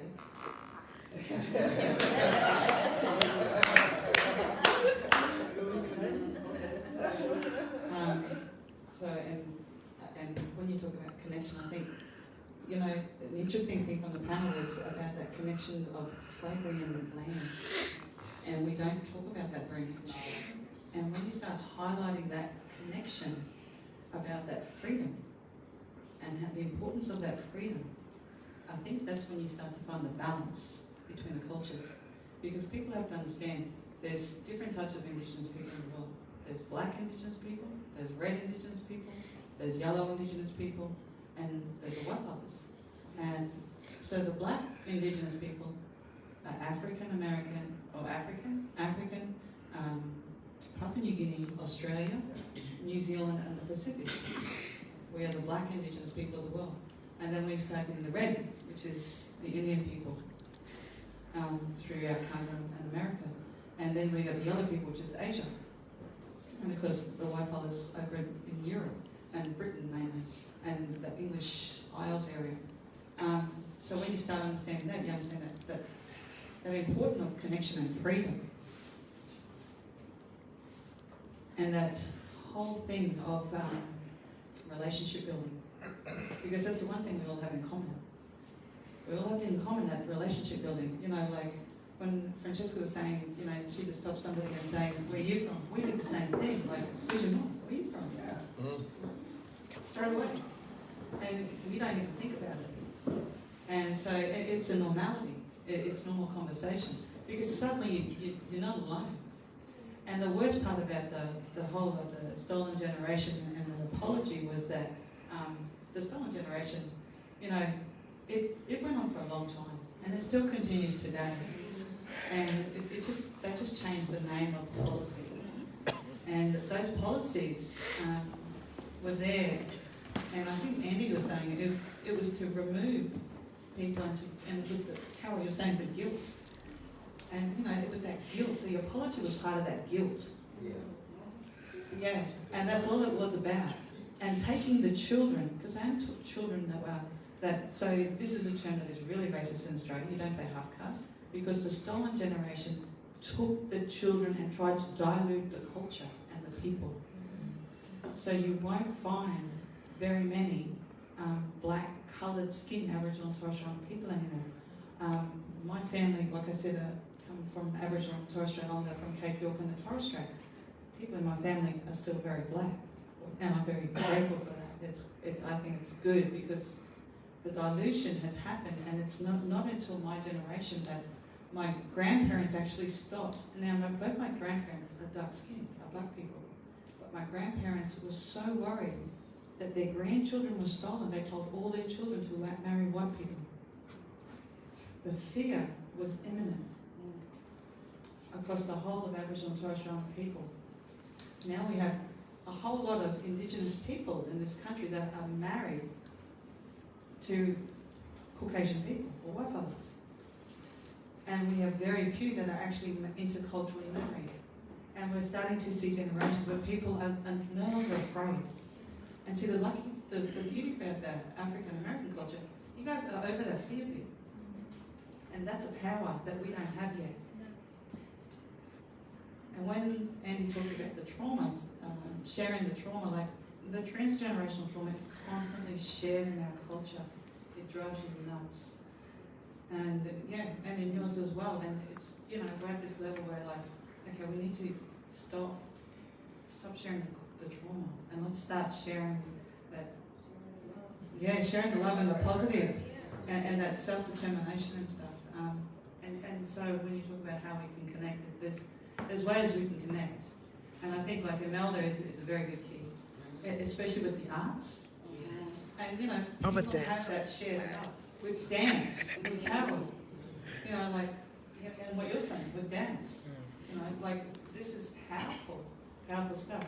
And so I guess that, and it's just that relationship building. Thank you. Can I just thank you? I just want to acknowledge these amazing people in the room today, Dario and Sienna, Carol, Francesca and Andy, just in terms of the contribution and the manner in which you've worked with First Nations people. And I think, you know, the proof is in the pudding, in the outcomes that have happened in terms of Nays to Bangarra, the civil rights movement in Australia. And that's where you can learn from.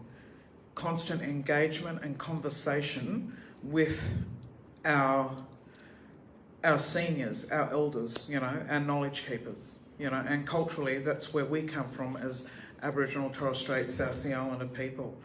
You know, it's all about the elders, the knowledge keepers, and the continued learning. So I think we need to humble ourselves a lot of the time. And I want to hear from Sister Girl up here, my bestie.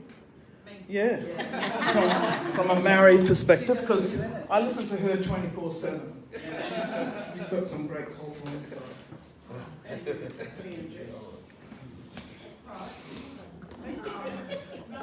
What? Oh, sorry, yeah, go on. Streaming? No. No, go on, no, true, sorry. You were just talking about it last night. Yes, so tēnā koutou katoa. My name is Leslie Kingy, I'm from New Zealand. I'm a Māori, my mother was full Māori. My father was half Māori and half English. I moved to Sydney in 1979, 17 years old, started at school and wanted to come here to find out what it was like in a different country to the one that I grew up in. I grew up very immersed in my culture, so I grew up participating in a lot of Māori things, Māori kapahaka, activities with community, very close community is how I've grown up. When I came to Australia, I found the communities here were quite sort of segmented and split out, and I was looking to find a similar activity for me here, which took me a while. I've known Imelda now for 30 years. Oh, really? And I mean, in terms of my sense of identity, I've lived here for nearly 40 years, and then about 3 years ago I moved back to New Zealand. One of the reasons that I really wanted to go was I was missing that connection that I had to my culture, and I wanted to reconnect with that and find my culture and who I was as a Māori woman. So I moved back to New Zealand for a job, but I wanted to make sure that I integrated back into the culture that I'd come from. I didn't speak the language, I didn't grow up speaking the language. My mother was a fluent Māori speaker, didn't teach me the language because it was outlawed in our country back when she was growing up as a child. She was unable to speak her language at school, so she was a non-English speaking Māori 5-year-old going to school in an English environment and daily caned for speaking a language that was the only one that she knew, until she was basically forced to speak English over a period of time. And that is a whole generation of trauma around Māori speakers from a specific era in New Zealand, and that's a story that's going to start to come out over there, I think, over a period of time. So I didn't get to learn the language of my mother, and she's passed on now, but I thought if I go back to New Zealand, the first thing I want to do is actually learn to speak. So I went home to work in New Zealand, but after work I put myself through a university study, and I studied the language for about a year and a half after work. And it's the best thing I've ever done. I think the first thing I wanted to do was communicate with my people in my own language. So I learned to speak it. And once I learned to be able to communicate in that language to my own people, it kind of opened up a whole side of me that I wasn't accessing for decades.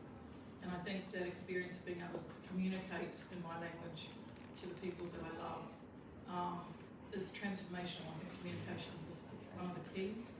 I think the second thing that I learned in New Zealand was when you reconnect back into your culture and you reconnect back to the culture that is connected to the environment and the land, and our whole spirituality is connected to the land and the environment. The land, the environment, and us as humans are all interconnected. So that experience for me was transformational, and I think when you stand on the land where you are from, what we call our whenua, and you stand there with your people of the land who are tangata whenua, whenua, people of the land. When you get to do that in your country and you can speak the language, that's when you really start to feel that there's a real it's a bit sort of cosmic, but you feel that chakra root go down to the earth and you just connect. And whenever I'm in New Zealand, I know exactly where I come from. And I'm connected to the land, I'm connected to the environment, and I'm connected to the tangata whenua that are from the land. And I think in terms of an Indigenous perspective, that's really important to me. How I name myself when I'm in Australia, I'm a Māori New Zealander living in Australia, because it's important to me to hold that culture in me. Doesn't mean that I'm not interacting or interacting with other cultures, because I'm kind of passionate about Indigenous cultures globally, and I think we all have a common yearn to know who we are and where we come from. I think we all have a common theme around us in terms of our spirituality, how we've connected ourselves to our land, our whenua, earth, and I think there are some common. One of the things I did with Imelda a few weeks ago, which I found really, really amazing, was I went to Mabo Day at Redfern Community Centre, and I got to see the Torres Strait Island dancers who I'd never seen before, and I got to see some Aboriginal dance, and I was sitting with my partner, and we looked at this dance. So dance is interconnected to culture globally, internationally, and I watched this dance and I went, wow, that's just like haka to me. There were aspects of dance that came through the both groups dancing, I could see aspects of each of their dance that I identified with through my own culture. So somewhere in our ethnicity, we all have something that links us as people. And I think one of the reasons why I like to I want to be a Māori New Zealand woman who takes their culture wherever I live. So wherever I go, my culture comes with me. And when I go home, I'll reconnect to the whenua, which is sort of the top up. But my children have grown up, are born here, so I have Australian citizen daughter and granddaughter, so they are actually Australians who don't have the connection to the culture yet. And it's my intention to make sure that they have that opportunity to learn that through me, so they can have, so we don't lose that. Now that I've found that connection, I don't want to lose that connection. I want it to continue through the next generations that are coming through from me. And I think one of the things that we talk about in New Zealand and in the Māori world, in New Zealand there are two worlds. There's the non-Māori world, and then there's the Te Ao Māori world. Te Ao Māori world is the Māori world that we walk in, and one of the things that we value in our culture, we value knowledge, we value our people, we revere our elders, our kaumātua to us, the older you get, the more revered you become, because you are the people that have been here the longest. You carry the knowledge that there are people that carry knowledge that I don't have, so I want to be near them so I can learn stuff. So to us, the older you are, the more higher up the food chain you become. So Andy, you're very, very special too. You women carry knowledge that we need to know, and that will help us transform, and that will help us grow and continue those stories and that sort of sharing as we grow and embrace our age. So I think that's all I really wanted to say. But PNG, please. I want to go back to Andy's question about what you said about AAA. So I'm with Chile Ocean, culture first. I was born in Papua New Guinea. Also, my respects to the traditional landowners first, because I consider myself a migrant here. My father is, they call me Muto's half caste, so I know what you're talking about. I know about, denying your blackness. So when I came here when I was 14, so over in PNG, we're called white European. When you come here, you be identified as, I got called an Aboriginal. But then I went to a school here in Bondi Junction, and I found about subtle racism from Australian girls. So when I went to school here, the girls that I identified with was migrant girls, Portuguese, Greek, Italian, and Islander girls. They were so proud of their culture, they didn't deny their heritage. Their families thought about them, about their culture, and through them I found out about my own PNG heritage.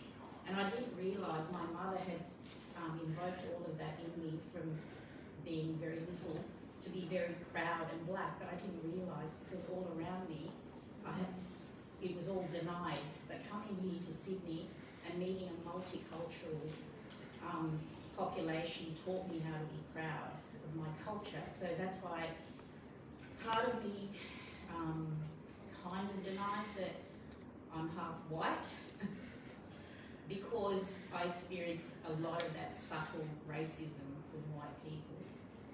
So being part of this, what I said today, I'm really happy to be part of this community is because you accept me no matter what.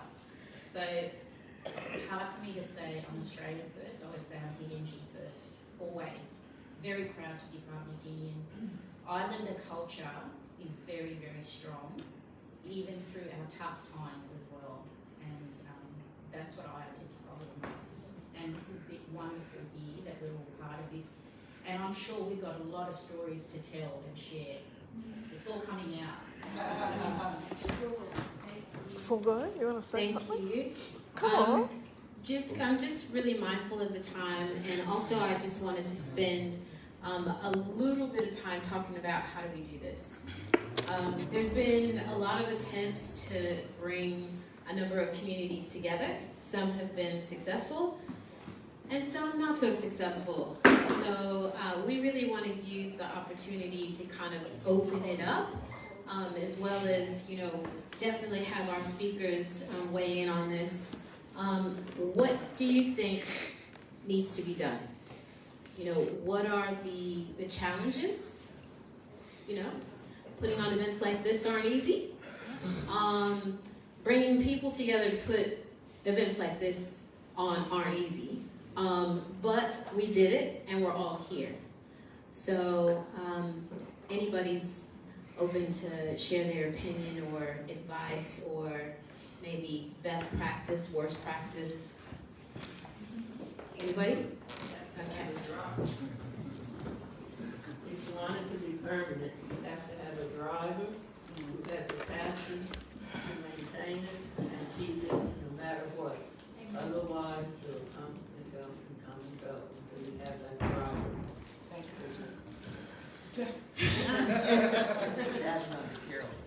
And it's really good to have a location. Yes. When in Texas, because of segregation on Juneteenth, black people weren't allowed to go into places except on Juneteenth. So in Galveston, they bought land and called it Emancipation Park so they could go in anytime they wanted to. All right, so a driver and location, what else? I think it's about acknowledging the humanness, the human side within all of us. Like, I'm really with you. You know, my belonging is about my spirituality, and that comes almost first before, you know, my lens isn't I'm a woman of color. My lens is I am a human being trying to exist in this world, and with the support of the ancestors, which I'm very grateful for, and I hear their voices and I bring them through me, and that's what's happened with the book. So I think if we can, it's not that we take the emphasis off being, we come together because we're black, we come together because we're interested in the arts, because we want to talk about spirituality, because we want to talk about the things that we want to talk about, yes, with that lens, yes, with that filter of where we come from, but you can already see the dilemma that we're dealing with. I mean, I identify as a Jamaican person first, before being Australian, and so I think you'll find in a gathering like this, there are always going to be people who identify from their culture or their nationality. So then you do go deeper, and so what is it underneath that brings us all together? You know, is it going to be your beautiful fashion, the beauty of who we are? Is it going to be the arts? Is it going to be, I think I can get behind that, but just to get behind the fact that we're all of the same color or we're all colored, that doesn't interest me. I don't know. Do you know what I mean? I need it to be a much deeper connection. I don't know. That's very honest. Yeah, I think and I'll get to you, I think the purpose of the TPC isn't about color. I think people define blackness in all types of ways. You know, your connection to black, it could be music, it could be art, it could be film, it could be whatever. It could be what? Food. Food, oh yeah. That's a good place to start. Right, start with some food. Yeah, this is more kind of like a focus group so we can get some ideas, because we don't want to miss the mark by making assumptions. Sorry. Just one moment. Yeah, there you go. So I think of two things. I think empathy and values. So, and the only way people can get the empathy right is through understanding. Understanding our history. So I think we need to have a lot more of these conversations. Just not just having like an event, but even, you know, just amongst each other, like every other day, we need to have those tough conversations, because that allows for people to understand where we're coming from and our values, because there's no point, I think the guy that's sitting over there just mentioned that, like, there's no point in having a conversation with someone who doesn't want to have it. Yeah, They're not going to listen. Yeah. So we also need to identify people who are willing to, I guess, understand our culture, where we're coming from, and then that makes for constructive conversation.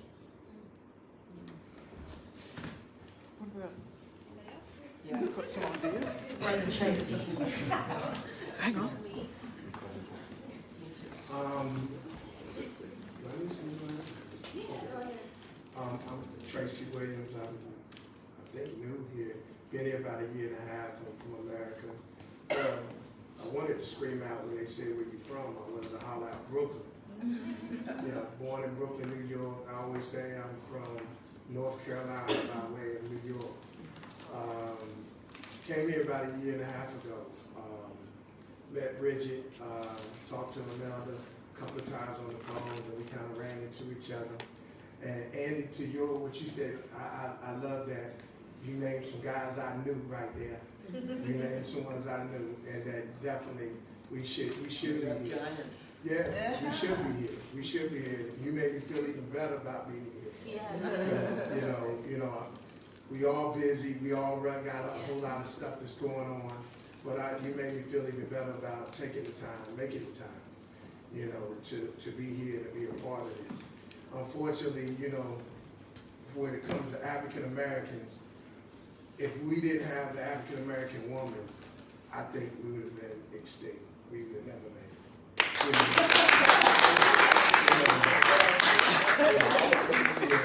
You take the African American woman from America, from us, we, you know, not only just biologically, but even the ones that were here, that were brought there, it just wouldn't make it. You know, Malcolm X once said, if you want to know the state of a nation, first check the state of its woman. And that when you teach a man something, you just taught a man. But if you teach a woman something, you taught a village, you taught a town, you taught a nation. And a lot of that's because women are nurturers naturally anyway. And the other thing is, when it comes to the African American male, you know, we always look and try to find some definition for who we are. You know, if you listen to hip hop and rap music and stuff, and videos and things, we all trying to find out what's the definition of manhood, what it is like to be a man. Because of systematic or institutionalized racism, the psychologists of that day understood how do you emasculate a man, and not only just emasculate him, you emasculate his seed, you emasculate everything that ever comes from him and even rubs up against him, because he's going to perpetuate that same thing over and over again. You understand the neuroscience behind it, the brain, the way it works, how's it, the patterns that it goes in.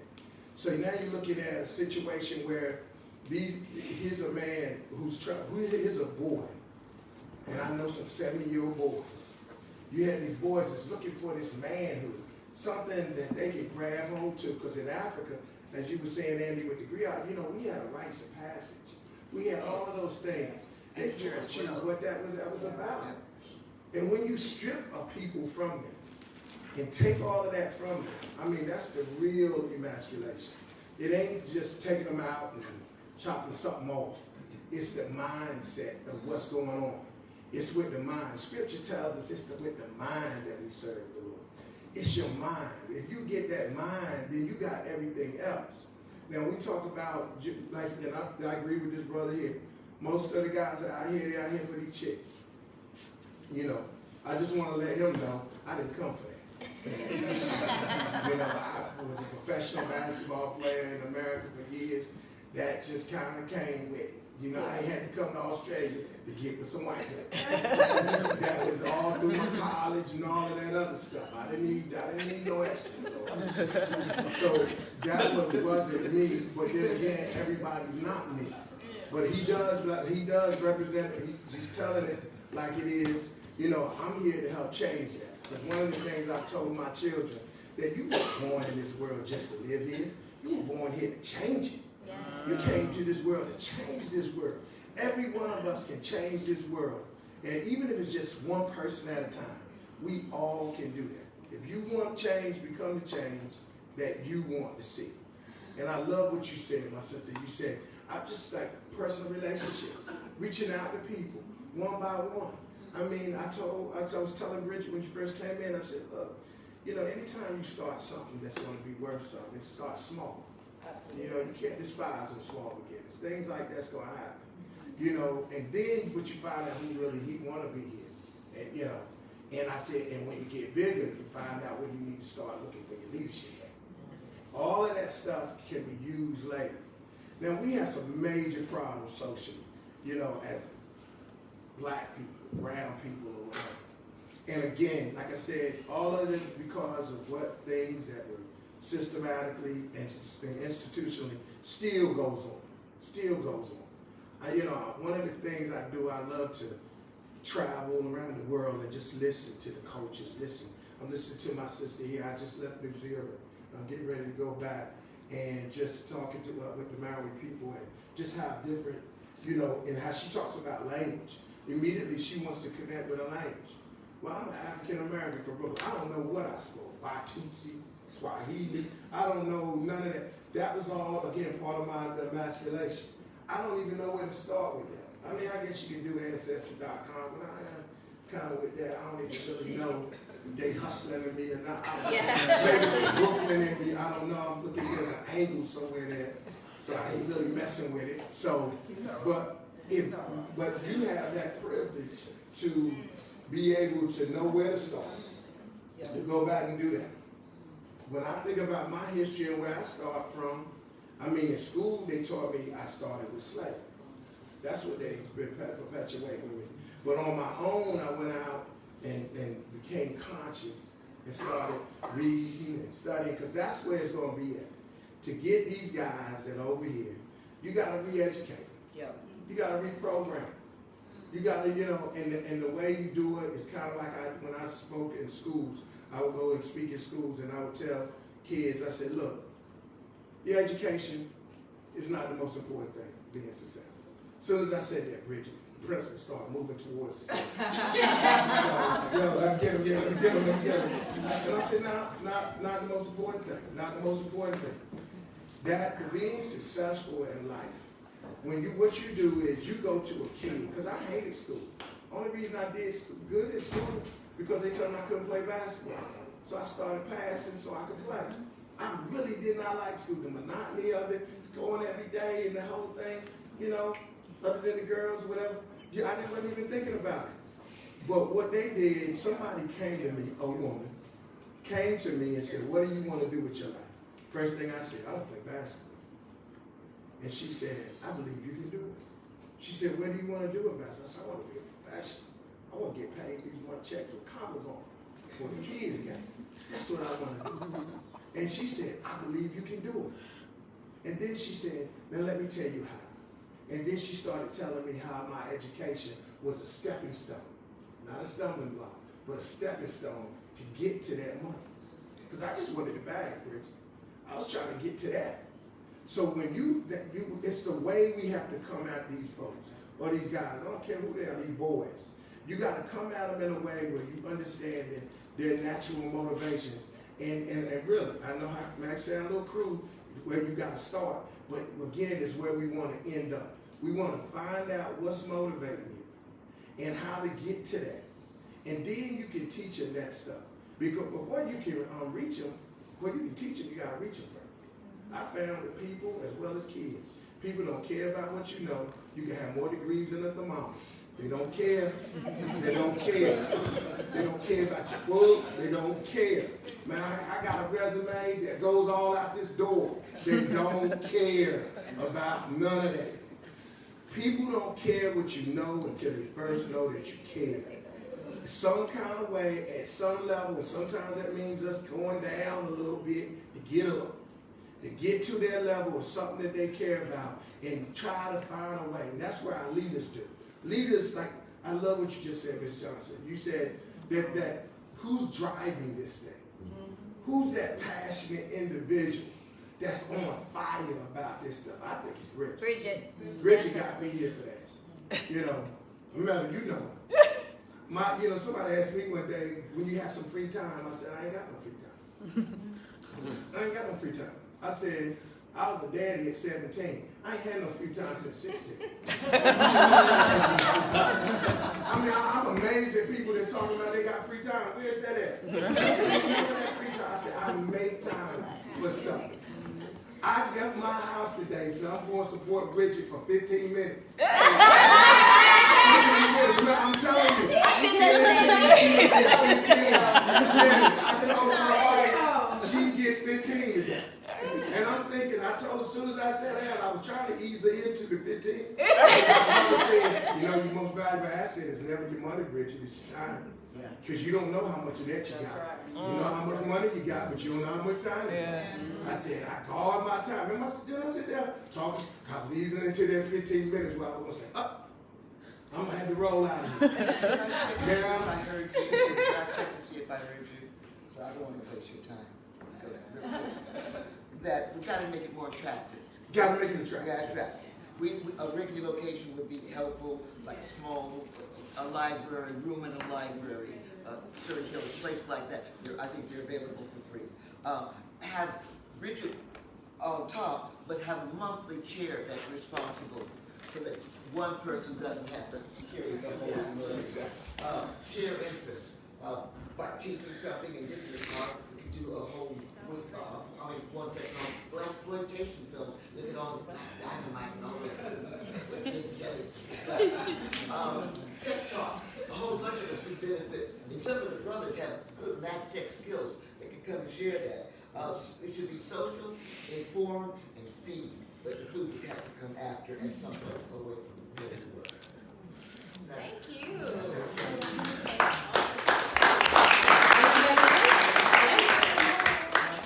Kathy, do you want to say something? First of all, hi everyone. My name is Anna and I'm from the Caribbean.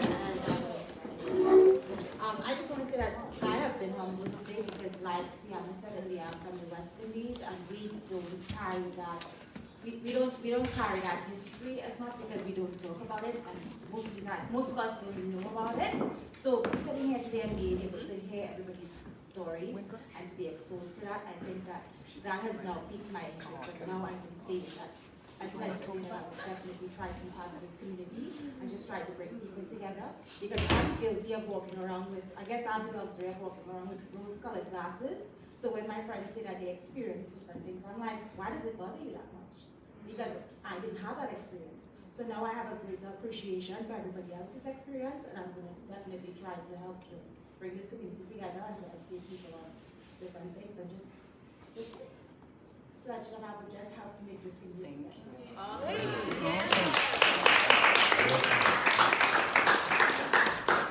Can I just suggest? Oh, sorry, go. No, you go. Okay. I just wanted to speak because I just wanted to say, growing up in Australia, and for any of you people in here that have grown up in Australia, it was a different kettle of fish for us to actually grow up here. And not see any people of colour on the magazine covers, and not see people of colour on the TV stations, and not hear anything about anybody else other than the European people that actually lived here. There wasn't even a whole lot of talk about the Indigenous people of this country. The First Nations people of this country weren't spoken of in public sectors. So for us, identity was a huge freaking issue. Like, it's massive. It's even still massive for my children growing up today. Now, I see that as something that, as all of you as Black elders, of people who are on this land, performing being on this land, is something that you can give to the children here, is by creating a community, is by showing, living, just being. I mean, one thing that I look at all the time is like the stories that we're telling today, just performing eating, just performing, sitting down, talking with each other, children playing in the park. those sorts of things, even from the Wakanda picnic that we had ages ago, the impact of that just on my girls and the friendships that they made on that day are really important, and I never had that. So I think I get really emotional. So you just have to let me be emotional. So I see it as food is always front and centre, and from my experience doing I do lots of community organisation out in Campbelltown in South West Sydney. So, and I have done lots of community engagement and activating community, and I always use lots of soft entry points. So lots of, come down, we really want you to be here. There's food. You can bring food, and we're gonna have music and we're gonna dance, but then I'll have the moment where I always put in the education or the information that you need to know. It's just about getting people in the same space most of the time, because then they do the hard work for you, because they start talking to each other, and we are communal people when we're in the same space. We all come from oral traditions, and we come from people that I think reach out to each other and are pretty warm and enjoy each other. I know when I go back to Tennessee, that's the major difference that I've experienced is you know, just that being together is easy. You know, I mean, and that's what you have to offer a lot of the kids that grew up here. And they miss it. Yeah. Thank you. Yes. Get that shot.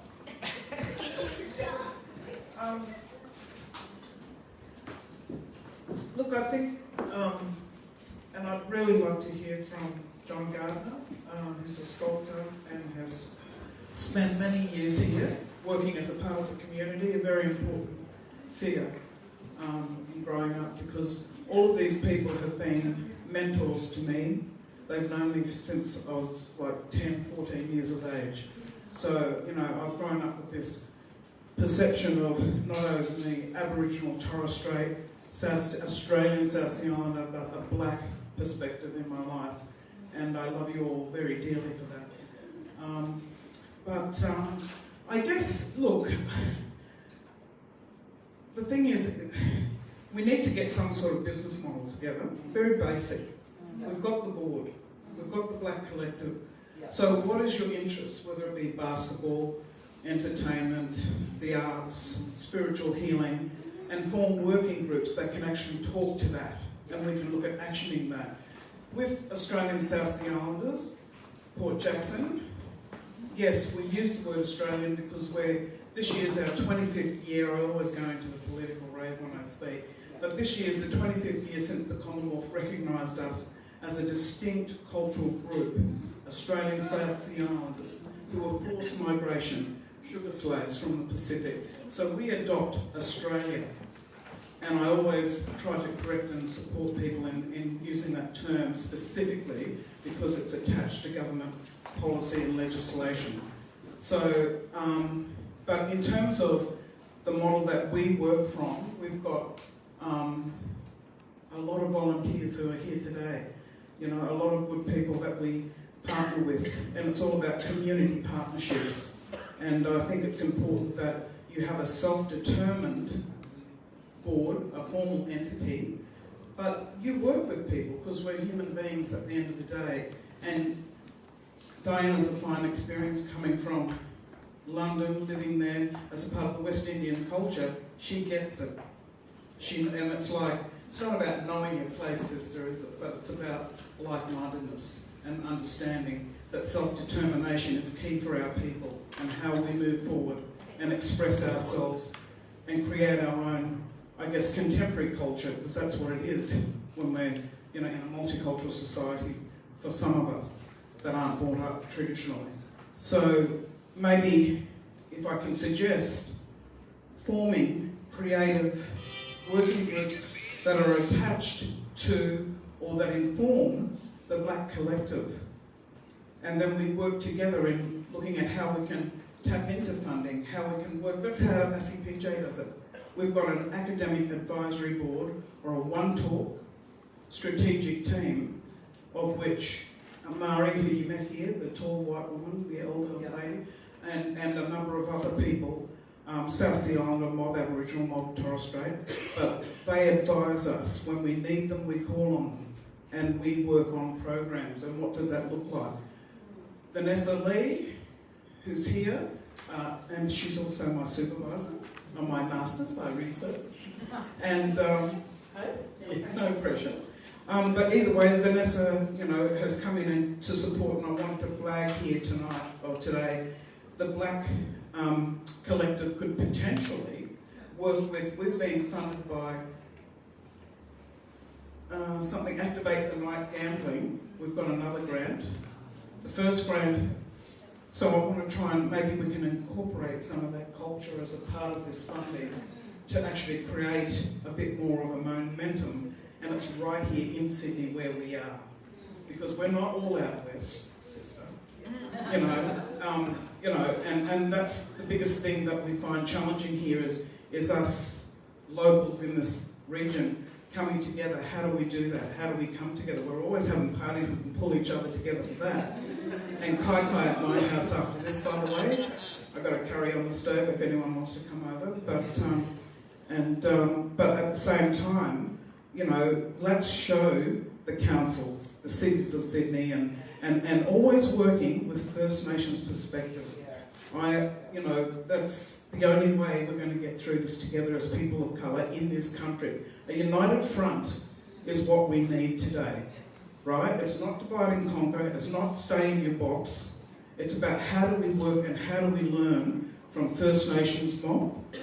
So this festival is going to be led by Aboriginal, we got funded for Sugar Fest, for Pyramid Park, Aboriginal, Torres Strait, South Sea, and whatever other blackfellow wants to join. And we come together and we share our stories. And I'm thinking, because it is not just me thinking, we discussed it, a sugar shack in Pyramid Park where people get up and yarn, and poetry and spoken word, but let's share that. Let's show this goddamn town. Yeah, we ain't going nowhere. And this is about Activate Sydney by Night. So what we pitched to the City of Sydney is that this could be the first of an annual cultural calendar event. The 25th of August is Recognition Day by the Commonwealth of Australian South Sea Islanders, and this is what they funded us specifically for. But we can build on that, and we're extending an opportunity for everyone here to get involved. Yeah? So let's do it. Let's blacken it up. Awesome. I don't need a microphone, I don't think. I just wanted to say that I remember when Vivid was one static projection on one side of the Opera House. Yes. And that was only, I think, 2008, 2009. So this could be the beginning of something very large indeed. So the Sugar Shack, the concept for the Sugar Shack was about just like an old shack, a slave shack, whatever. We know creative people who can design. I don't know if Bar's still here. Is Bar still around? But people like that who have that black perspective about what design looks like for us. Yeah. I don't know if you know anymore, but we could do something like that, and then project imagery of slavery and the 1967 referendum. Black theatre. Just really educate people on the diversity that exists within this whole region, which we consider a black precinct, really. When you look at Tranby, when you look at, black theatre, locations. Well, look, in Toronto, it's Caravana is celebrating every year, and that's been going on since 1960. So, and it's one of the biggest festivals now in North America. Yeah. And So, we can build on and this. that, I think, is the appropriate one celebration is of actually getting people together, galvanizing people. Then underneath that, as this lovely person said, know, you pop in the political stuff underneath that, but you draw people in because they love the food, they love the culture, they love the whole Stories. story. Yeah, and then it will take off, as you said, from, you know, small things. We can start off very simple, and we must start from the basis of trust. You know, and that's our biggest downfall, is that we lose faith in each other. And fear kicks in of the unknown, and we create all this shit in our heads about, but it's not really that. It's just, you might be having a bad day. You know what I mean? So we need to trust. And I think what Carol, that's it, Andy, they are testament to this. I'd also like to acknowledge Kathy Utok, who's here from the Indigenous Peoples Organisation, the chair. And I don't know if you want to say anything about that, but this woman is a powerhouse. She runs a national organisation virtually. You know, of course she's got her consulting. Do you want to talk about that? Sorry, I know I'm getting, but I think people need to know who's in the room. Yeah? We acknowledge you. Thanks, Amanda. I'm really here to provide solidarity with people that were forcibly removed. I'm not, my parents are both Aboriginal. Laurie Bachelor from Queensland. Is that working? I think so. Prior to that, there was intermarriage with consent, but prior to that, there was also forced violence, sexual violence on women in my family that resulted in the skin colour that I've got. And I know that all of you lot also have that violence behind you, that dispossession. It's something that we share. It's another arm of colonisation, removal of people for economic profit, for a few, and the forced dispossession. So really I'm just here to provide solidarity, happy to get involved, and congratulations Imelda and everybody else who's been involved. It's really inspiring to hear everyone's stories here today. Thank you. John, did you want to share something just quickly? No? Okay. Andy, you wanted to finish off with something? Well, it's the keep the focus, I think that's important. Right, and keep the focus on youth as well as we're doing and building. Because I remember when my son, I had a gathering with my son and a who's mom, who was African American, was there, and we were just upstairs playing around and things like that. But what he took from having that man there, and I thought, oh, if only I had time, I wanted to gather all the black basketballs because I was trying to put them all, because if we could have things, gathering, just for dinners and things like that, so that children and their children would just be around, not for them, but just so that they can be around, whatever it is, around. Yeah. Okay. Well, thank you. Yeah, and just in conclusion, again, I just want to say thank you to my board. You guys are amazing, and this would not have happened without you. I want to say special thanks to our presenters, our speakers. Can I get a round of applause? Amazing. And I also want to say thank you to each and every one of you for taking the time today to be here with us and to share your presence and all that you are. And what we're going to do next is take your suggestions. We're going to continue the dialogue as we're developing the TDC. But we have a sign-in sheet that's going around, so I encourage you to sign it. It's not a contract.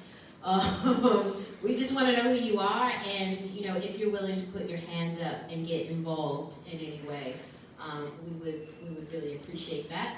At the back of the room, there's some food. It's free. However, we would love a donation from the heart for the community, because these things aren't put on by osmosis. takes time and money. So if we can get your support, that would be great. And also if you could stick around and help us kind of stack some chairs, since we're a community, we're going to do this together, because we actually have to depart by 4.